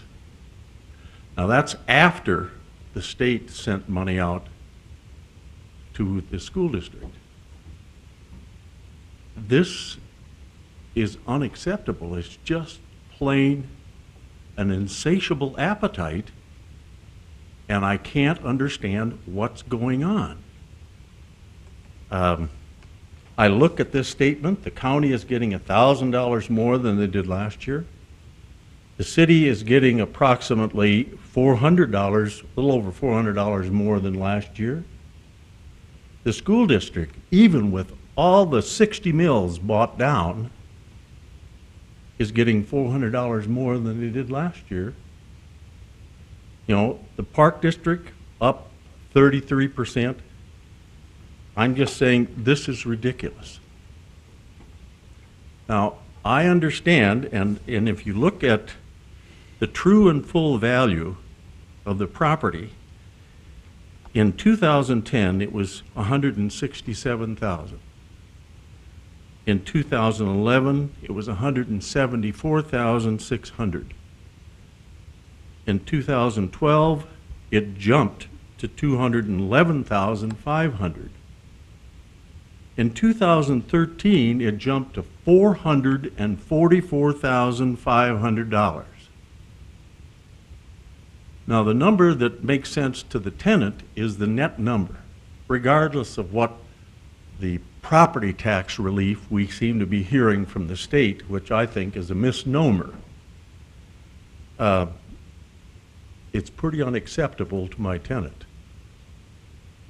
And I don't know that that building has demanded $1,224.44 more in services from anybody. The city, the county, or whoever. Now, Measure 2, I was relatively lukewarm last time around. I'm not lukewarm anymore. This is crazy.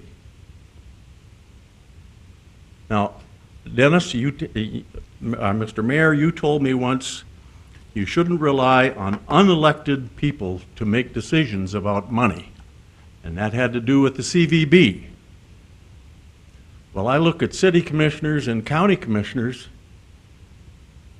and there's like a blank look, like, I don't know what's going on here. I just know what our budget is, and this is what you got whipped with. Something has got to be done. That total building cost $140,000 with paving, building, and everything originally. I have removed a gas pump and buried tank because of the insurance liability. I have removed 20 tons of air conditioning, and the value just keeps going through the roof.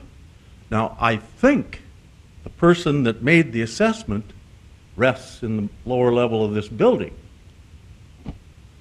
He and I locked horns, and all he rendered was an opinion.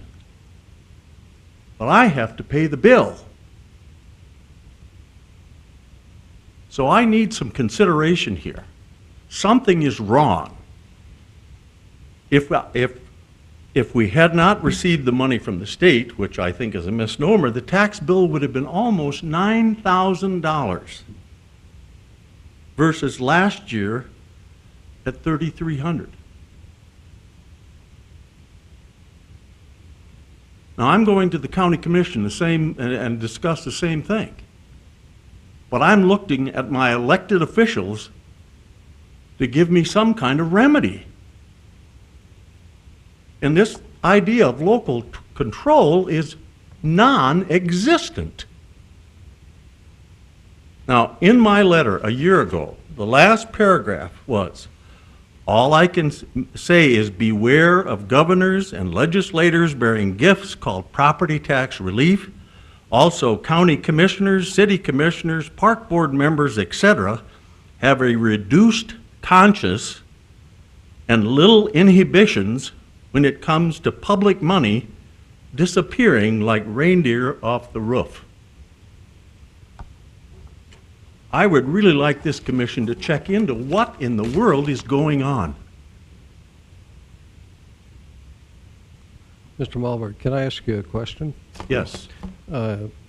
This is a commercial property. Have you received the statement on your residential property yet? That came with the same envelope. And what did that do? There again, I have a veteran's disability, which makes the price come down. If you want that statement, I will produce that statement for you. Did your property tax bill for your residents in this new statement drop from the previous year? Yes, it did. Yes, it did. Mine did also. I got mine. Mine dropped about $400. My business, though, owns some commercial property, and we've been saying all along that based upon the sales in the community of commercial property, that commercial property valuations were going up dramatically this year, which they have. Now, that's the big explanation on why your property taxes went up on that commercial property. The value, as you so noted, has gone up considerably. Now, is it your opinion that the value, the fair value that the city assessor has placed on it is in excess of what the market value is? All I'm saying is that based on what I'm paying in taxes, I'm not getting adequate service. No, I asked you a question, sir. Are you contending that the value placed on it is less than the market value? I don't really know how to answer that because I've never put it on the market. Well, I know your background. I know in your past you worked a lot in real estate and you were good at it. Is this value that he's placed on it above the market value? All I can tell you is that 6 years ago I offered the building to UPS for $300,000 and they turned it down. Okay. My business sold a commercial property this year, one that I don't believe we owned for any more than 3 or 4 years, that we bought in round numbers for about $400,000 3 or 4 years ago. We sold that property for just over $1.2 million. Commercial property has skyrocketed in value because of the extraordinary Bakken development. They're required by state law to value these things, these properties, as close to market value as they can come, but it's tough to keep up. It would appear to me that, market value-wise, they're close. And when you run the tax system, run the tax formulas, those of us who own commercial property have seen our property taxes go up. Those of us who own residential property, I believe this year, unless they've been singled out for an increase in valuation, should be seeing their property values go down. Now, I don't think everyone has received their statements yet, but from those few that I've talked to today, sounds like the property taxes on residential property have gone down, and gone down fairly significantly. I'm sure Mr. Kessel will be making a report here in the next meeting or two, but I think the city mill levy itself dropped significantly from the previous year. Your mills went down from 300 and, let me see it. I know, don't confuse the total mill, just No, no, the no. city. Your mill rate for the city was 235.61, and prior to that, it was, in 2011, it was 328. So you dropped it about 90 points. Yeah, I think that's maybe a total mill levy. What Yeah, is it? our city mill levy's around 77 last year and around 51 this year. So I'll be happy to go over those documents with you if you like. The county auditor actually puts together a really nice report that splits them out individually, and be happy to share that with you. Well, this report that they gave is relatively confusing. I really don't know too many people that can wade through this. I agree. I've seen the email too on even the county's report. They're complex. There's no But my question is, did that building, regardless of demand that $1,200 in additional services? I don't think so. Well, that's, it isn't buildings that necessarily demand the services. It's people, it's the citizens that demand the services. But the powers way back when decided that the way we would fund some of those services are property taxes. And you study the issues. I know you know this. The property taxes that we collect in the city cover a pretty small percentage of the services that are actually delivered. Generally speaking, the property taxes for our general fund are covering somewhere between 25 and 30% of general fund expenditures, and have really for quite some time. I agree. I see the numbers. I'm just saying in this situation, the numbers, I mean, from 2010 to today are ridiculous. I would agree that valuations on buildings are ridiculous, and if you own property, it's to your advantage, like it was for my company when we sold a building this year. Who would have thought that property values could double or triple or quadruple in a 3 or 4 year period? But that's what they've done, Mr. Moore. Well, the other thing is that this State Street overpass is going to affect my property negatively. There is no doubt. And I brought that up to the gentleman that rendered his opinion. I could have just as well been talking to that wall. You tell me that that State Street Bridge is not going to affect the value of that property in a negative point of view. It may. I mean, we'll have to see if it continues. If your tenant continues as UPS, that could very well be the case. If it's a different tenant, it might be a different case. But, Well, I'm just saying, it bothers me when an opinion has the power of a blade. Thank you very much. Thank you for being here. Is there anybody else that would like to address the commission? Not, Chair to entertain a motion to adjourn. So move. Is there a second? All in favor, say aye. Aye. We're adjourned.